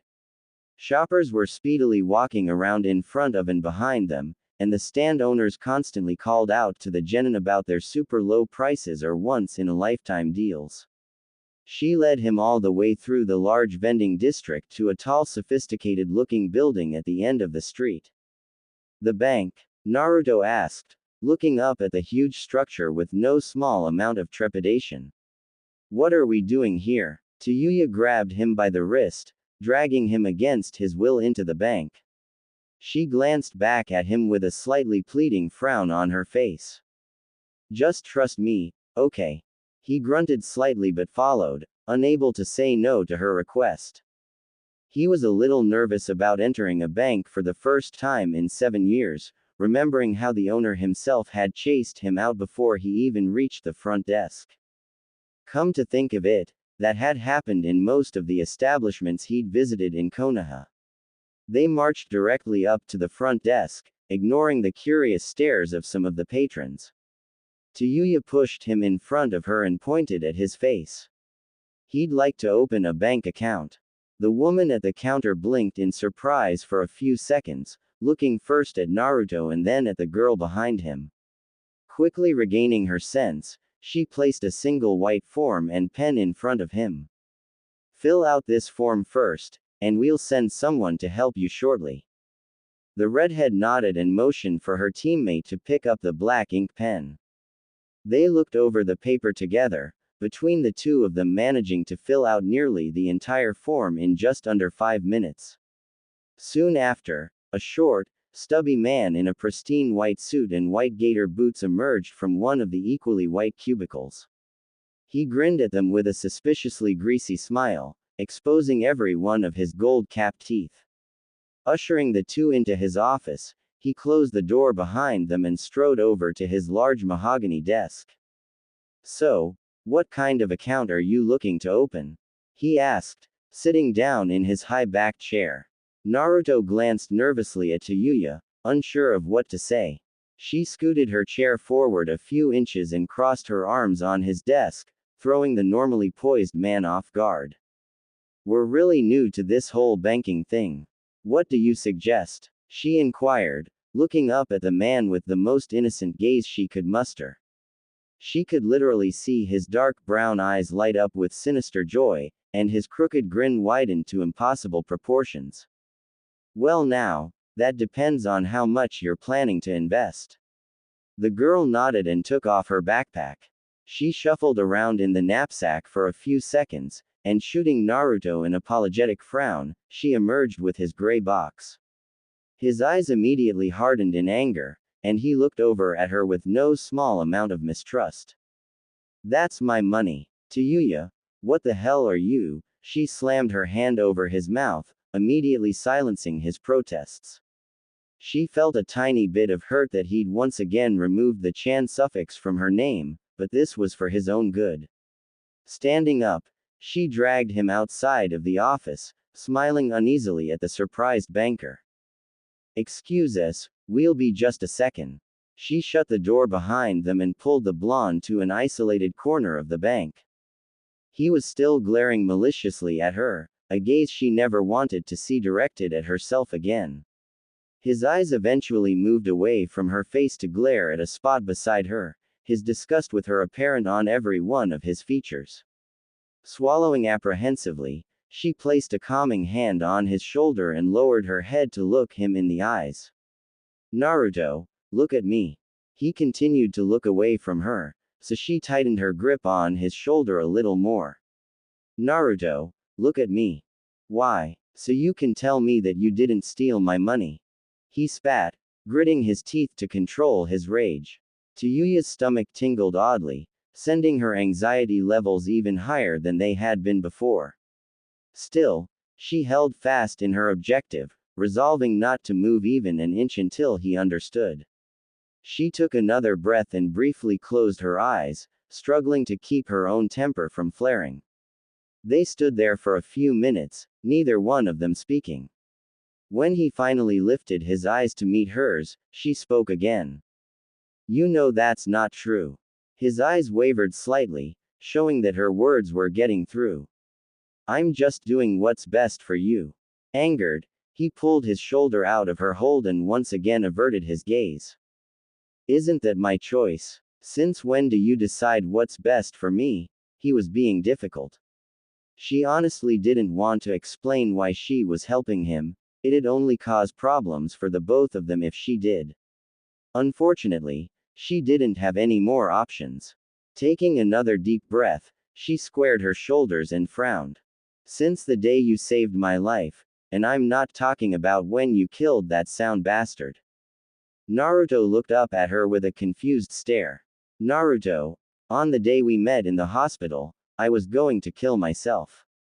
She turned away so that she wouldn't have to see his expression.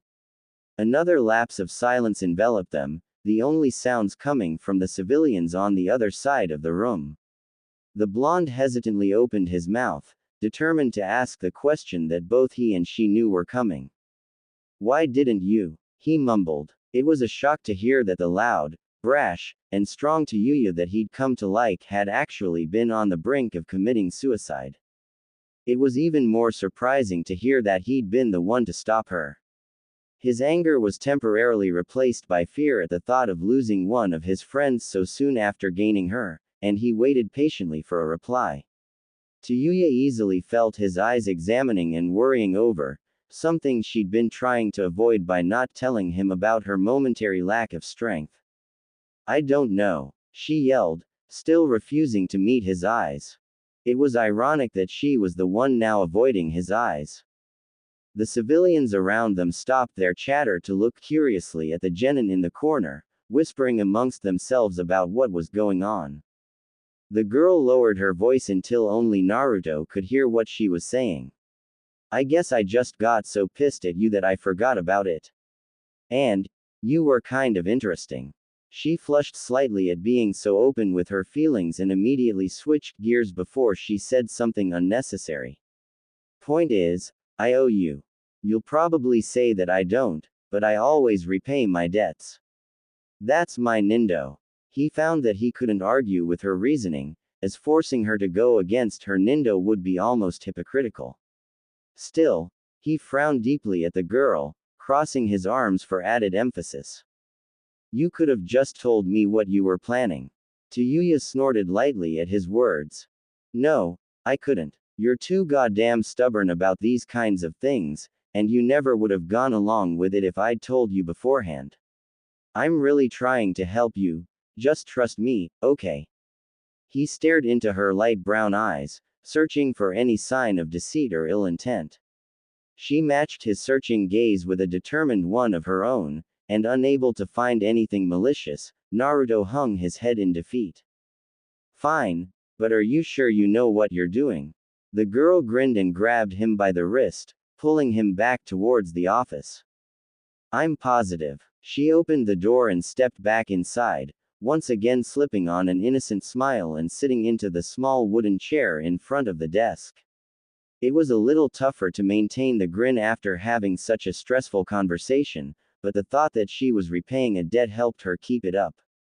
Sorry about that, we had to discuss how much money we wanted to save.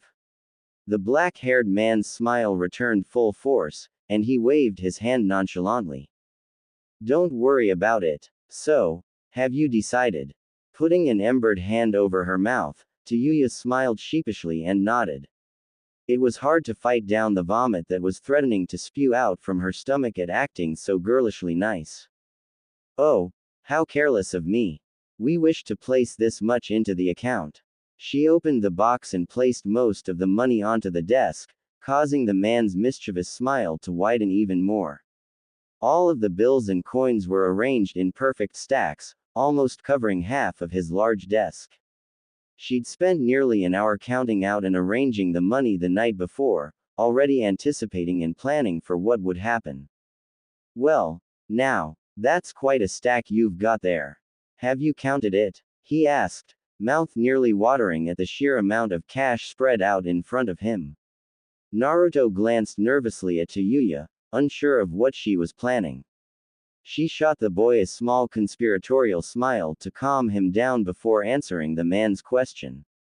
Yep, exactly 1,200,000 yen. The man whistled lowly, looking over the money with surprise. Ah, well, let Shinoja-san take care of this money for you. How about you put it all into a CD account? The redhead grinned on the inside. He was falling directly into her trap. She tilted her head curiously and placed an innocent finger on her bottom lip. A CD account. What's that? CD stands for Certificate of Deposit. Basically, you put your money in our bank for a set amount of time and we pay you to keep it there. Naruto's eyes widened in understanding. So that's what she was planning. He leaned back in his chair a little, relaxing now that he was sure that she knew what he was doing. Ooh, I see. But how is that different from a regular savings account? The old man smiled at her question. It seemed that she didn't know much about banking at all, and if he played his cards right, he'd be looking at a humongous Christmas bonus. He thanked the stars for sending him a couple of such naive brats. Well, with a CD account, you can't touch the money for a set amount of time. However, we also give you a higher interest rate. Instead of the normal 2%, we give you 3%. She pretended to be excited, sitting up even straighter in her chair. A normal interest rate for a certificate of deposit was at the least 4.5%, and anything below that would be considered a rip-off. It was almost sickening to be acting so stupid, but this was absolutely vital to her plan. Wow, really? We'll definitely take that CD thing.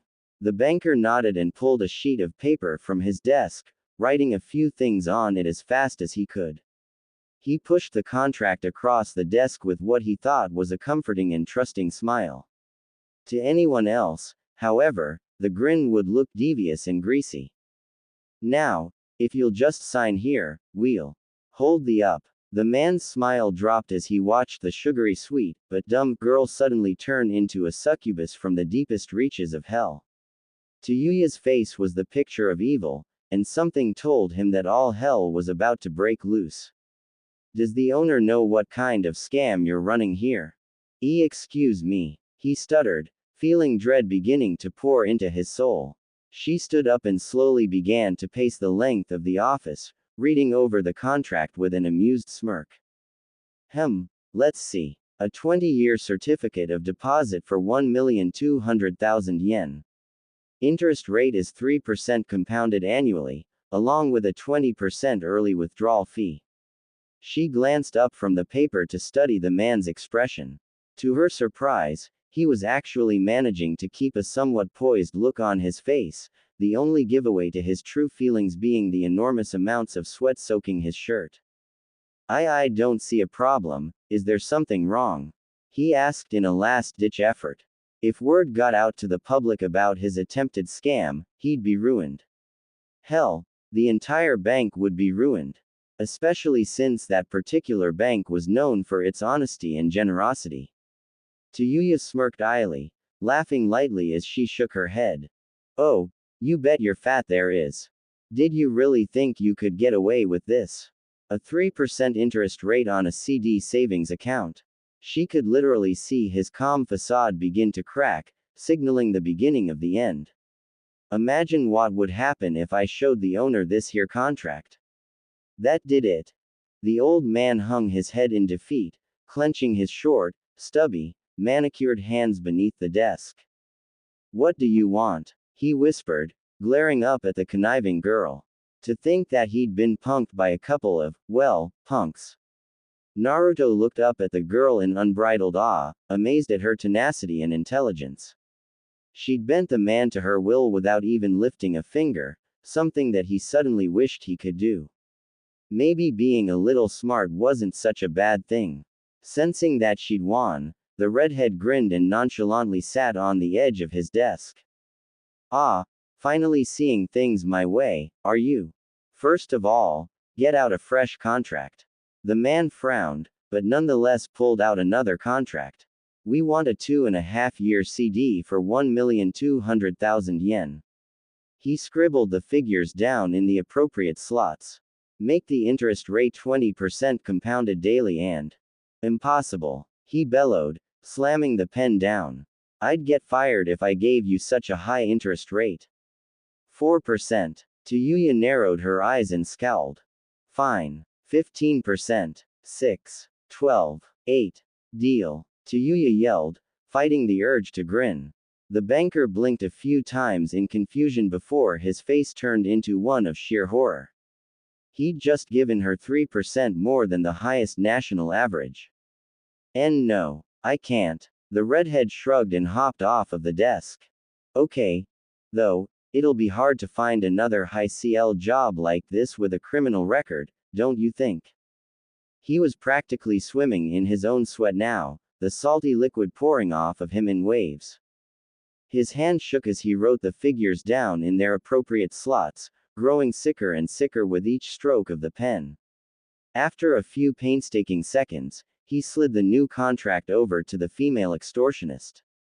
She read it over with a critical eye, and finding nothing wrong with it, she slid the paper over for Naruto to sign.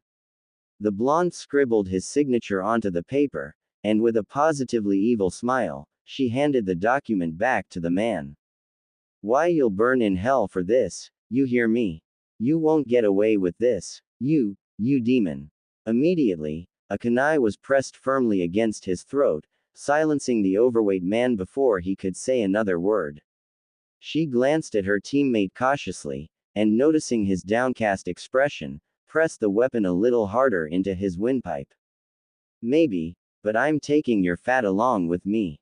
By now, Uncle Shishin was shivering heavily against his chair, closing his eyes in a silent prayer to Kami-sama.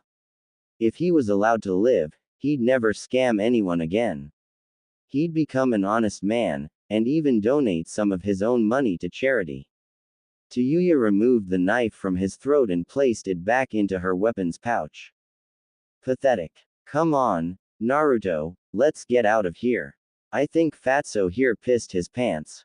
The blonde nodded stiffly, standing up and opening the door for her in an unusual display of chivalry. She glanced back at the man to give him one last warning glare before she fully stepped through the doorway. Oh, and I'll expect this account to be active by tomorrow afternoon at the latest. If not, well, I still have this.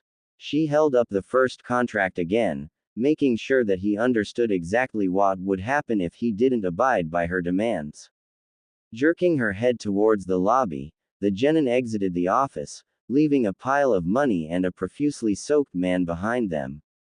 As soon as they were out of the bank, Tayuya grabbed him by the arm to get his attention.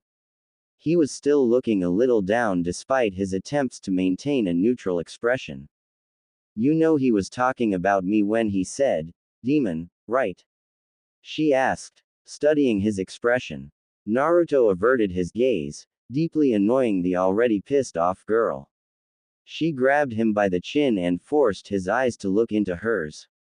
Right. When he nodded, she let go of his face and turned to walk into the market area of the town.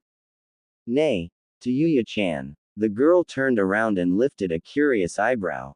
Thanks. It's too tight. I know it is, it's supposed to be that way. It's okay as long as it fits, right? But, it feels weird. Fine. If you don't like it, we can just stop now and go back to the hotel. Is that what you want? Well, no. Then shut the up and do what I say. The crowd standing outside of the store stood appalled as they listened to the conversation going on inside of the changing booth. Along with the conversation, there were various groans and whimpers floating from the tiny room, both alarming and arousing the various nosy patrons at the same time. At least 24 people waited to see who would emerge, each of them practically stepping over the other to get a first glance at the scandalous young couple.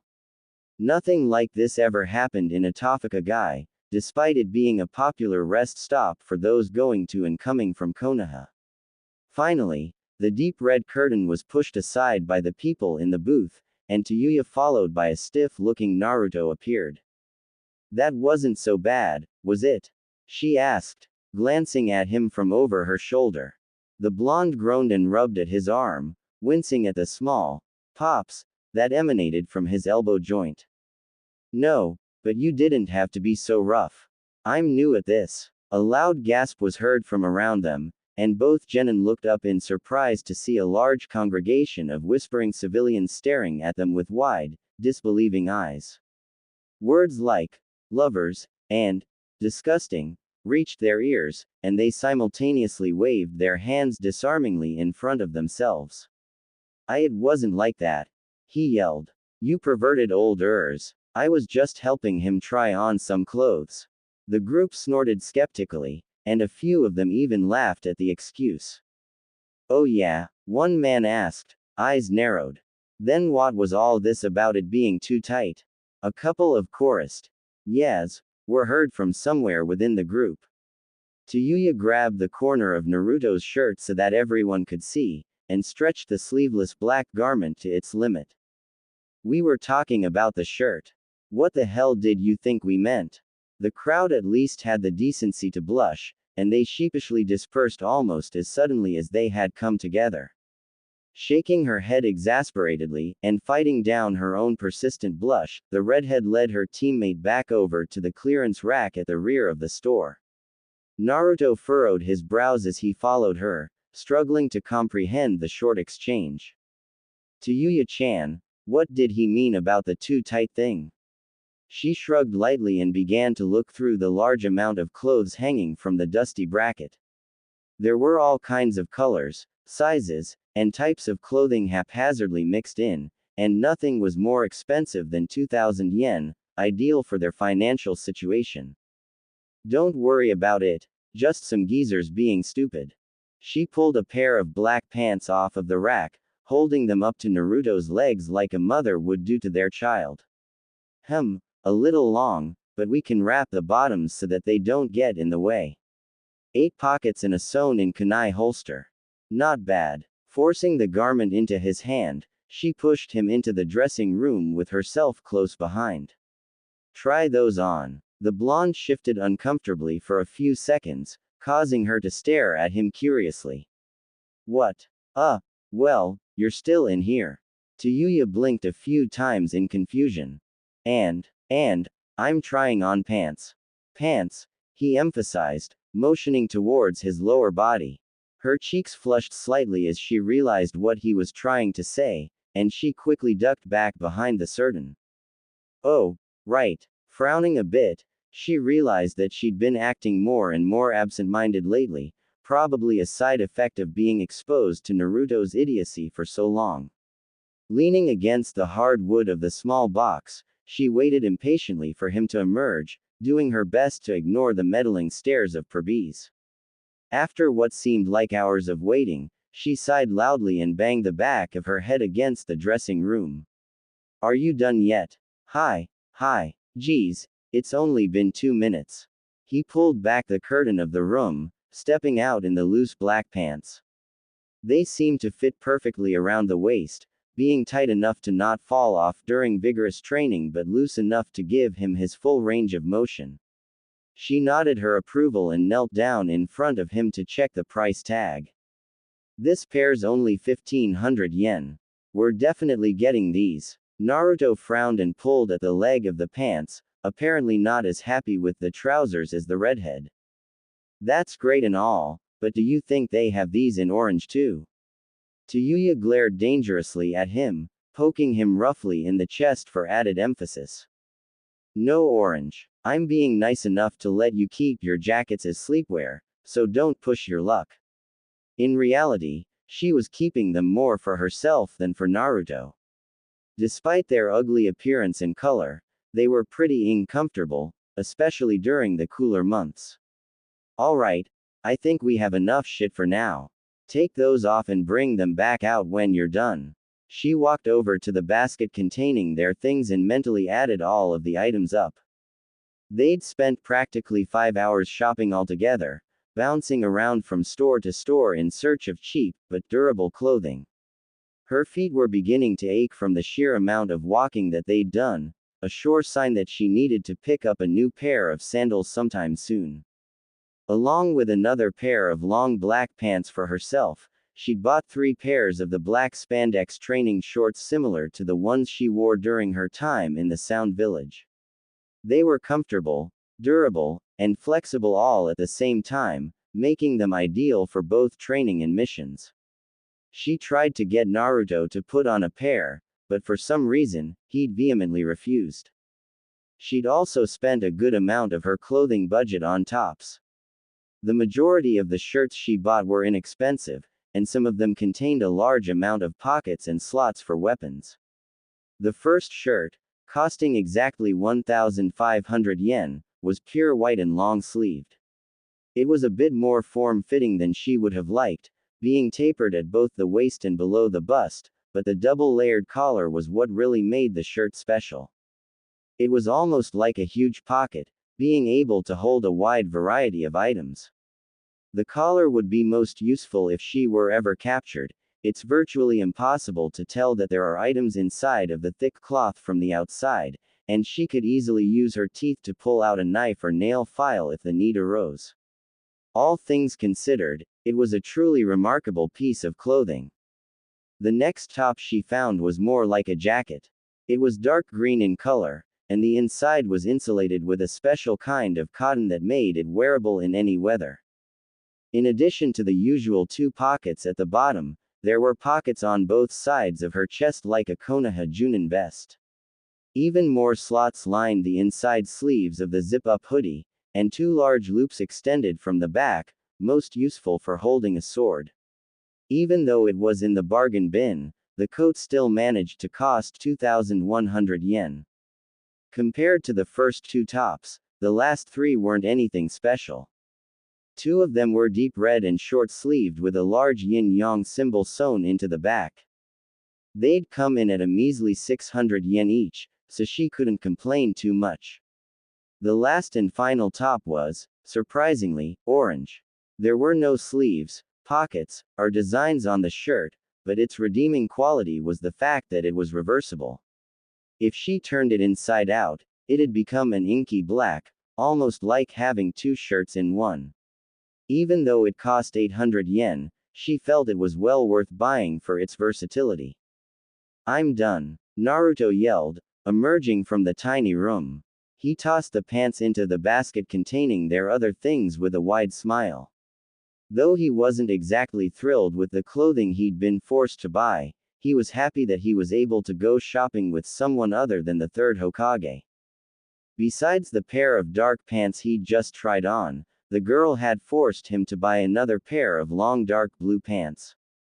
They were average at best, only consisting of 5 pockets overall, but their comfort was unrivaled. Rather than being made of just cotton, they were sewn together with various amounts of polyester and imitation silk, giving it both elasticity and softness at the same time. The best part was that they'd only cost 1,200 yen. After much begging and crying, he'd somehow managed to convince Tayuya to let him buy another pair of orange pants. He sold her on the large amount of pockets they had, coming in at around 7 total, and the price at 1850 yen wasn't so bad either. The bottom of the pants were sewn in with elastic, allowing them to cling to the middle of his shin without any bandages or tape to hold them up. They weren't nearly as bright or attention-grabbing as the pair he had on, and they were more light brown than anything, but he'd take what he could get. Tayuya nodded and led him up to the register. Along with the black pants, there were 2 shirts that they'd decided to buy from this cheap, backwater store. The first shirt was simple in design, being only a zip-up sleeveless sweater. It was made of cotton, but the way it was knitted together gave the fabric plenty of stretching and breathing room. Although he didn't like the way the black shirt clung to his body, even Naruto had to admit that it was comfortable. The second thing he'd bought from the store was a deep blue jacket. It was similar to his teammate's jacket in that it was wearable in any weather, and it also had a large amount of pockets on both the inside and outside of the garment. The jacket was a little bigger than his current bright orange one, but according to Tayuya, he'd grow into it in a year or 2. Both tops came up to a total of 4,500 yen. Overall, the amount of money they'd spent didn't put too much of a dent into their pockets. Naruto, for one, had plenty of money to play around with over the next 3 years. She'd made sure not to deposit everything into the bank account, saving over 200,000 yen for him to use in case he needed to buy anything else. The genin quickly paid for their purchases and walked out of the door, bags hanging from every available limb and surface. Judging by the position of the sun and the amount of people outside, it was already nearing 4 o'clock in the afternoon. She shook her head in mild disbelief. It was almost hard to believe that 5 hours had passed since they'd left the bank. Her mind unwittingly drifted as she thought about the many things she'd failed to accomplish that day and the things she wanted to do before they left this town. For one, she hadn't even had the chance to sink into the hotel's hot springs. According to the locals that she'd eavesdropped on, this particular town was quite famous for its underground rivers. They were supposedly rich in vitamins and nutrients that both soothed and enriched the skin, and she resolved to soak for at least an hour once they made it back to their lodgings.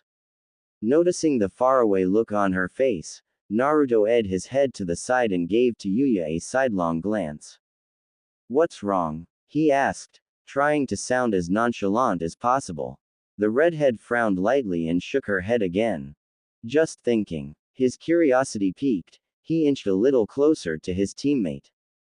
About what stuff? Naruto stuck out his lower lip, a little peeved that she was being so secretive. What kind of stuff? Shut the up kind of stuff.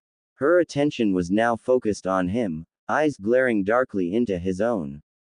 Luckily for him, they were at the front of door of their hotel, saving him from the chewing out that he would have undoubtedly received. Although she was a lot more mellow since the first time they'd met, she could still string together curses with the best of them. Oh, that kind of stuff. Ah ha ha. Well, I guess I'll go to my room and put my stuff away. Ya nay. Without a second glance, he hurried inside of the building and up the stairs, leaving a mildy amused Tayuya in his wake. He was so easy to fluster. She bounded the steps two at a time, intent on making it into the springs before the nighttime crowd arrived. Not many people wanted to take a bath at this time of day, and if she was lucky, she'd have the entire springs to herself. Unfortunately, her hopes were dashed when she opened the door to her hotel room. Lying languidly on her bed was a bored Anko, flipping through some kind of fashion magazine while chewing on a dango stick. Her trench coat was tossed haphazardly on the foot of her bed, leaving her clad in only her fishnet bodysuit and tan skirt. She glanced up at the redhead with a mild glare, annoyance clearly written on her face. "It's about time you got back," she muttered, tossing the magazine onto the bed and standing up. She lifted her hands into the air with a groan, popping a few of her bones back into place in the process. The woman then threw the trench coat on over her shoulders and walked towards the door.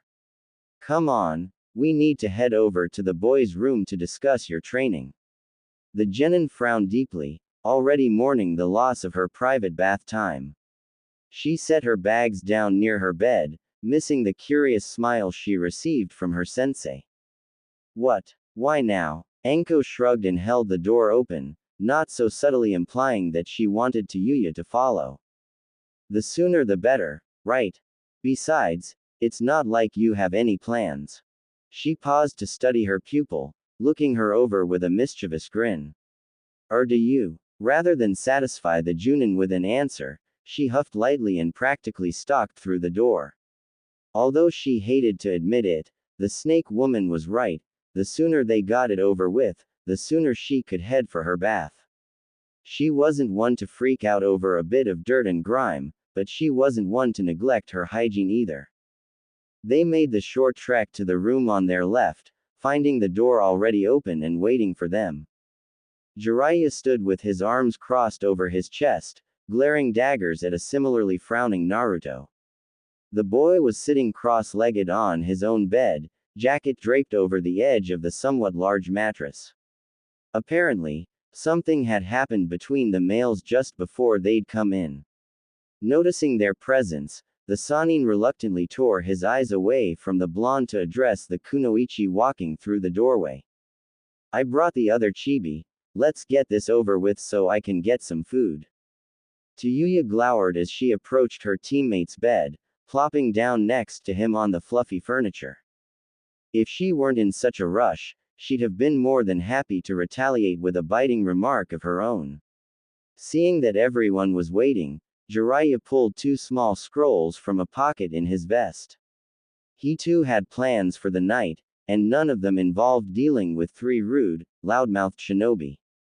After Anko closed the door behind them, he turned towards the genin and began to speak. "These scrolls contain, more or less, what you'll be doing over the next 6 months or so. Nothing is set in stone thus far, although there are certain things that absolutely must be done right away, one of which is the training of Naruto's other chakra." Out of the corner of her eye, Tayuya noticed that the blonde unconsciously scratched at his stomach. "The other thing we'll be working on for now is your taijutsu and chakra capacity," Anko said, staring pointedly at the kunoichi. "Since you two have vastly different skills and abilities, Jiraiya-sama and I have decided to train you separately." "Train us separately? What the s that mean?" the redhead asked, leaning forward a little in hostile curiosity. "Just as it sounds. On Monday, Wednesday, and Friday mornings, Naruto will be working with me on learning Orochimaru's unique style and tendencies. He'll basically be starting from the very beginning, learning the taijutsu and stealth techniques that Orochimaru teaches all of the shinobi he takes under his wing. This requires that you, she said, pointing at Tayuya, consult with me on a weekly basis so that we can make sure we have everything covered. I'm sure there's some things he taught you that he didn't teach me, and vice versa. The girl nodded, her amber eyes widening a bit with excitement. I get it. You're counting on the fact that Orochimaru will teach that Uchiha faggot the same way, so that when he and Naruto fight, our boy here will have a basic understanding as to Sasuke's movements and abilities. The small grin on Anko's face told her that she was right, and she couldn't help but let loose a smirk of her own. Exactly. Good plan. No. Now, in the afternoons of those same days, Jiraiya-sama will take over to help Blondie control his other chakra. Naruto stared confusedly at the woman, tilting his head to the side in his usual fashion. What? Why on the same day? Jiraiya chose this moment to step in, sighing softly with a small amount of annoyance. Naruto, remember when I first tried to teach you to use your other chakra? When the boy nodded, he continued. What did I have you do? Naruto made a thinking pose, scratching his chin with an upturned palm. Tayuya swore she saw a light bulb appear above his head when he finally remembered. You made me fight with a bunch of cage bunshin to get me really tired. What does that have to do with this, though? The Sannin sighed again. Explaining every little thing was going to drive him crazy after a while. Deciding to put the man out of his misery, the redhead cut in to explain. Even she could see where he was going with it, and she knew very little about the situation. My god, you're an idiot. By exhausting your normal chakra and stamina, you're probably able to call upon your other chakra much easier. The snake bitch's training will tire you out enough so that you can get started on Ero Sennin's training right away. The blonde's face lit up in understanding, and he grinned with his trademark foxy smile. Neither of them noticed the woman's darkening face at being called the snake bitch, and Jiraiya's glare at being called Ero Sennin. Oh, I get it now. But, what am I going to do on the other days? Anko grabbed one of the scrolls from her fellow instructor and unrolled it to show them what was inside, using a bit more force than necessary. This, she said, motioning to the text written on the paper, is the list of exercises you'll do on Tuesdays, Thursdays, and Saturdays. There's only the basic things on there for now: push-ups, sit-ups, crunches, squats, sprints, things to build your body up to handle the workload we'll be placing on you in the future. You'll do all of these things in the morning with either Jiraiya or I supervising. In the afternoons, you'll work on building up your chakra reserves and control. Naruto read over the scroll in her hand, scrunching up his eyes in disappointment. Leaf concentration, tree climbing, meditation, all that stuff sounds boring. A strong hand to the back of his head quickly shut him up, and he glared over at the culprit with narrowed eyes. The girl only shrugged dismissively, further angering him. It's for your own damn good. Look, chakra is molded by mixing both physical energy and spiritual energy, right? Meditation is possibly the best way to increase your spiritual energy, and all of the exercises on that scroll increase your physical energy. Leaf concentration and chakra training also increase your chakra control, making you able to perform a wider variety of techniques and helping you gain more control over them. The blonde stared at her with shock, his previous anger already forgotten. It was almost scary how much smarter she was than himself. He suddenly blinked and looked back up at his teachers, remembering something he's missed before. Wait. Then what's Tayuya-chan gonna be doing while you're training me? And what about Sundays? This time, Jiraiya stepped forward to explain. Basically, she's going to be doing the same thing as you. Just on different days. On Mondays, Wednesdays, and Fridays, she'll do the exact same exercises listed on your scroll. The only real difference between your training programs is that she'll be learning taijutsu from Anko on Tuesday, Thursday, and Saturday mornings, and weapon training in the afternoons. We heard from that Nara boy that your flute is supposedly your only weapon, and as you found out, that can be a severe disadvantage. Tayuya grunted and looked away. Sundays will be used as your day off, and you can do anything except train on that day. However, each of you will be required to perform 3 hours of silent reading every week to help improve brainpower and concentration, especially in Naruto. The redhead frowned, obviously displeased with this new development. Oi, what the hell do you mean I'll be learning taijutsu? I can already kick Naruto's without even trying. I think I'm pretty well off considering. Never mind the fact that she just scolded Naruto for almost the exact same thing. Both teachers laughed at her confident statement, struggling to hang on to at least a shred of their composure. You actually think you're good? Anko choked out, holding her sides as if her intestines were trying to spill out of her stomach. After a few more seconds of laughter, she took a few deep breaths to calm herself. I'll admit that you're not nearly as bad as your cuddle buddy here, but at the same time, any chunin could kick your without even breaking a sweat. Besides, it's not like we're just teaching you some lame, overused, academy-level stance. Are you familiar with Taekwondo? Tayuya's eyes narrowed slightly as she tried to scrounge up everything she knew about the style. Not really, but I know it's mostly known for its use of leg-based attacks. Is that what you're going to be teaching me?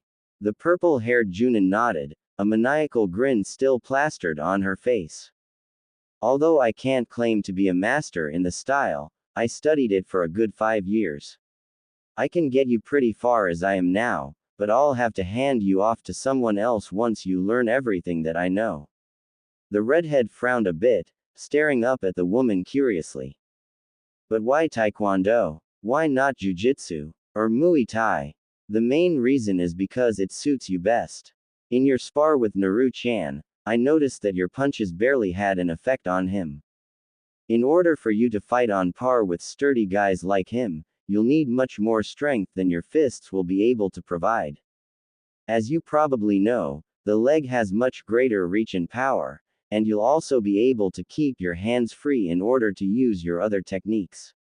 It's both an offensive and defensive martial arts style. Tayuya nodded, understanding what the woman was saying.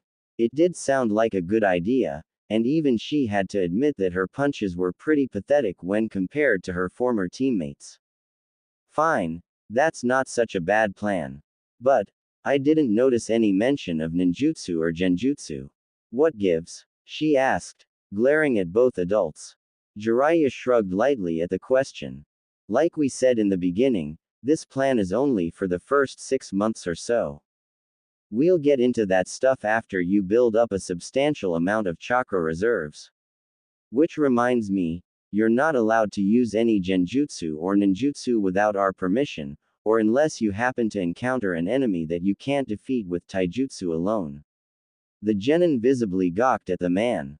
They relied on those techniques as shinobi, and now they weren't allowed to use them. Tayuya snarled loudly, unconsciously baring her newly gained fangs. What the kind of sense does that make? How the hell do we get better if we don't practice our goddamn techniques? Yeah, how am I supposed to do anything without my shadow clones? Their instructors shook their heads disinterestedly, the two of them tossing the scrolls onto the bed. You'll figure it out.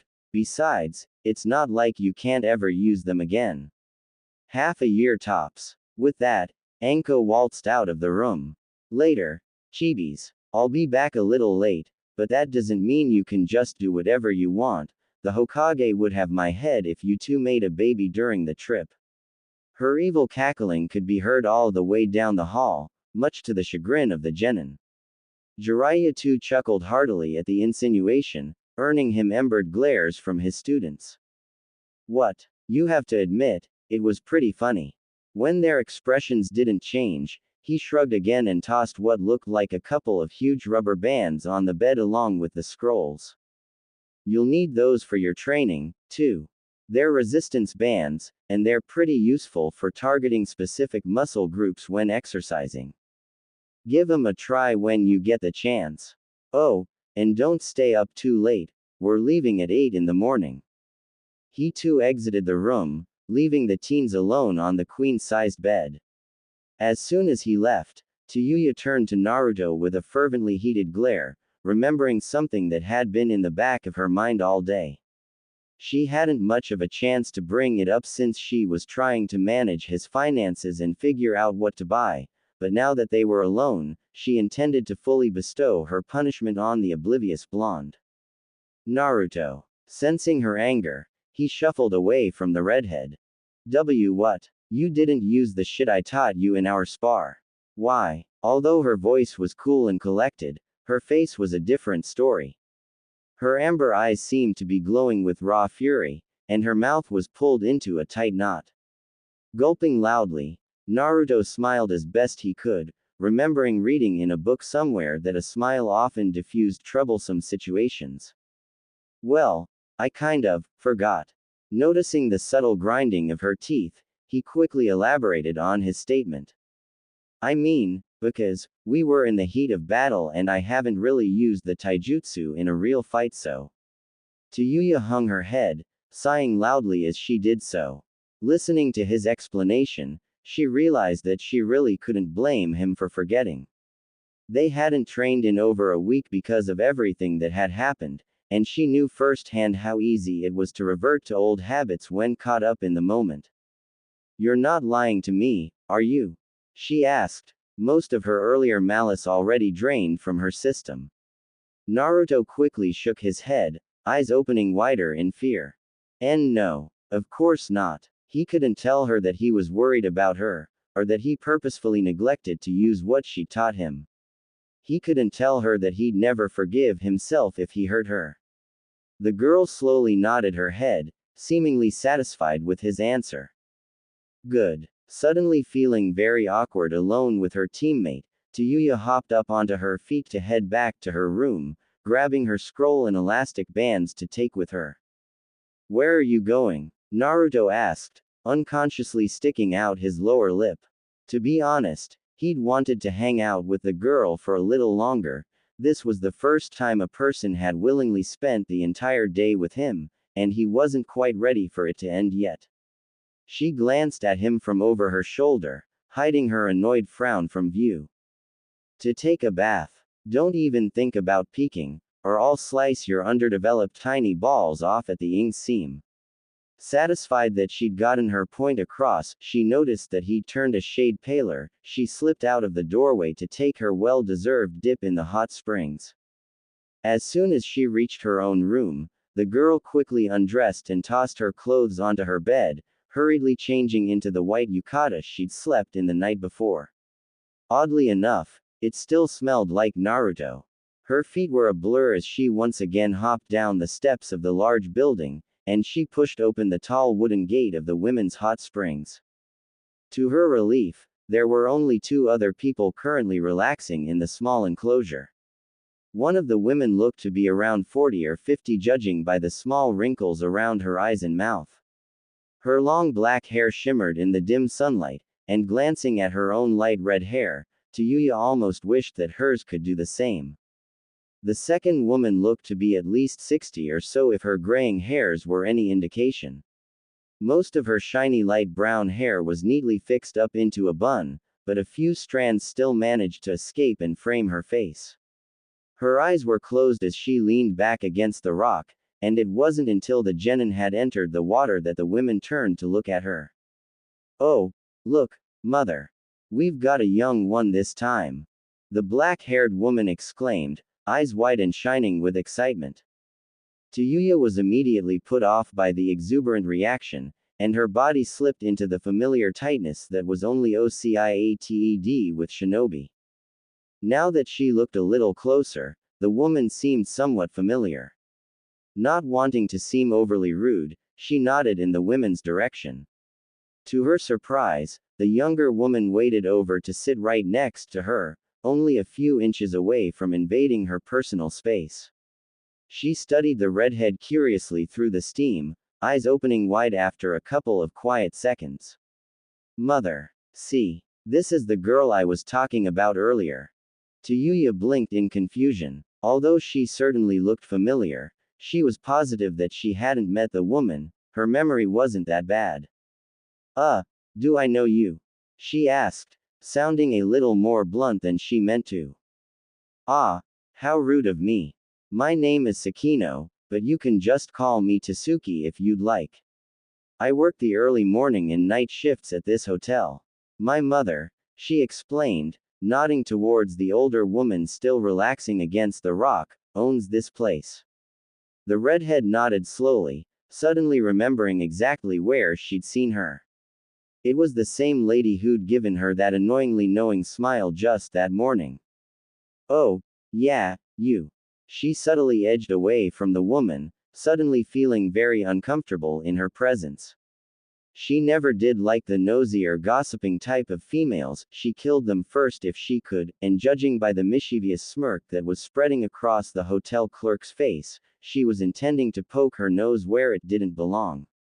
So, who's that boy you were dragging up the stairs this morning? You looked mighty eager to get back up to your room. Is that your boyfriend? Or are you two related? Before she could answer, a loud sigh was heard from the hotel's owner. Sakino, stop badgering the poor girl. She's paying pretty decent money to relax in these springs. Sakino pouted but complied, crossing her arms under her chest like a 5-year-old.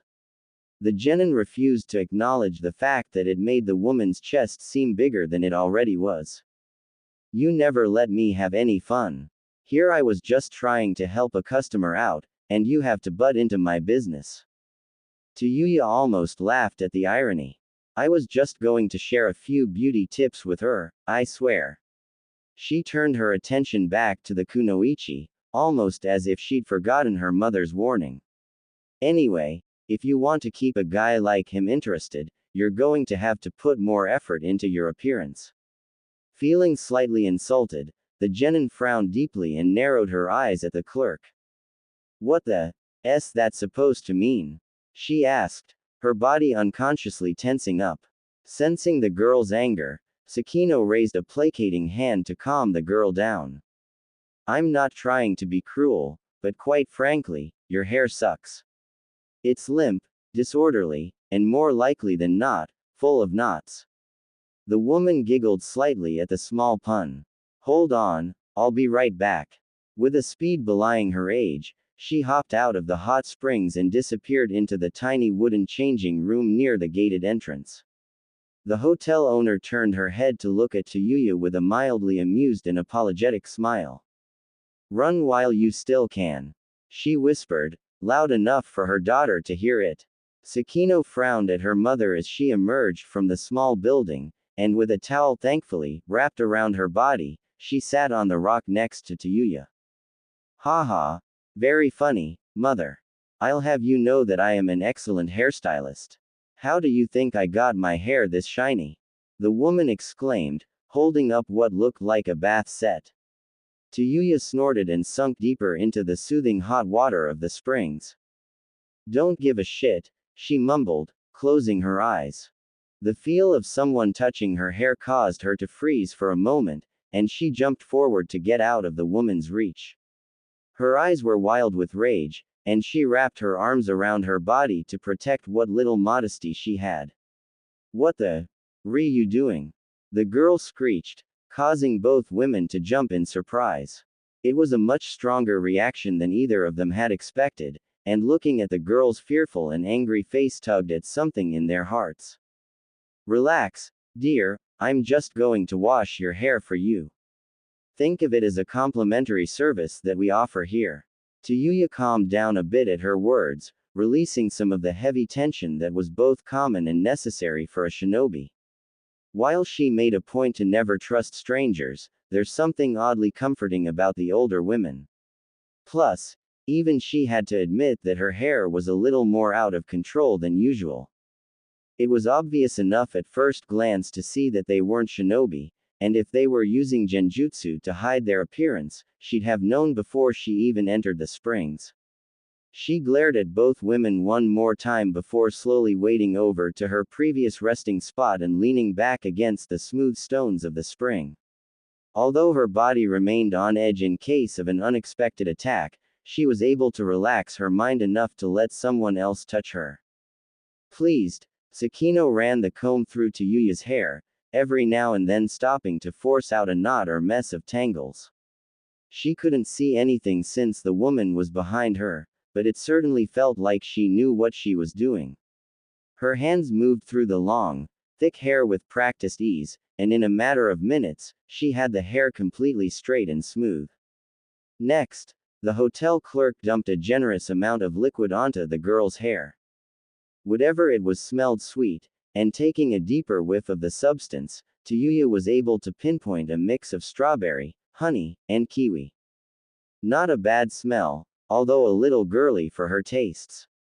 The woman lathered her hair up using the water from the springs, working to get out all of the dirt and grime that had built up since her last shower in Naruto's apartment, which, judging by the dirty suds that fell onto the water in front of her, was quite a lot.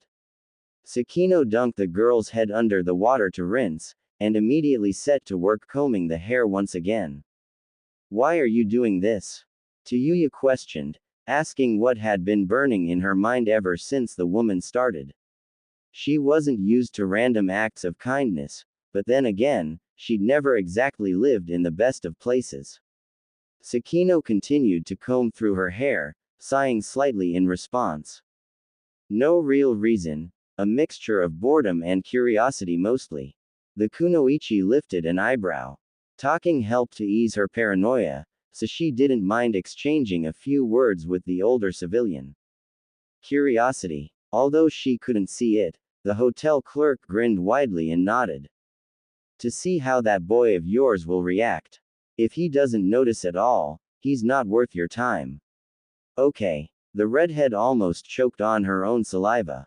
Naruto. Hers. The thought itself was hilarious. Sure. He made a nice friend and all, but as a lover. Yeah. Not likely.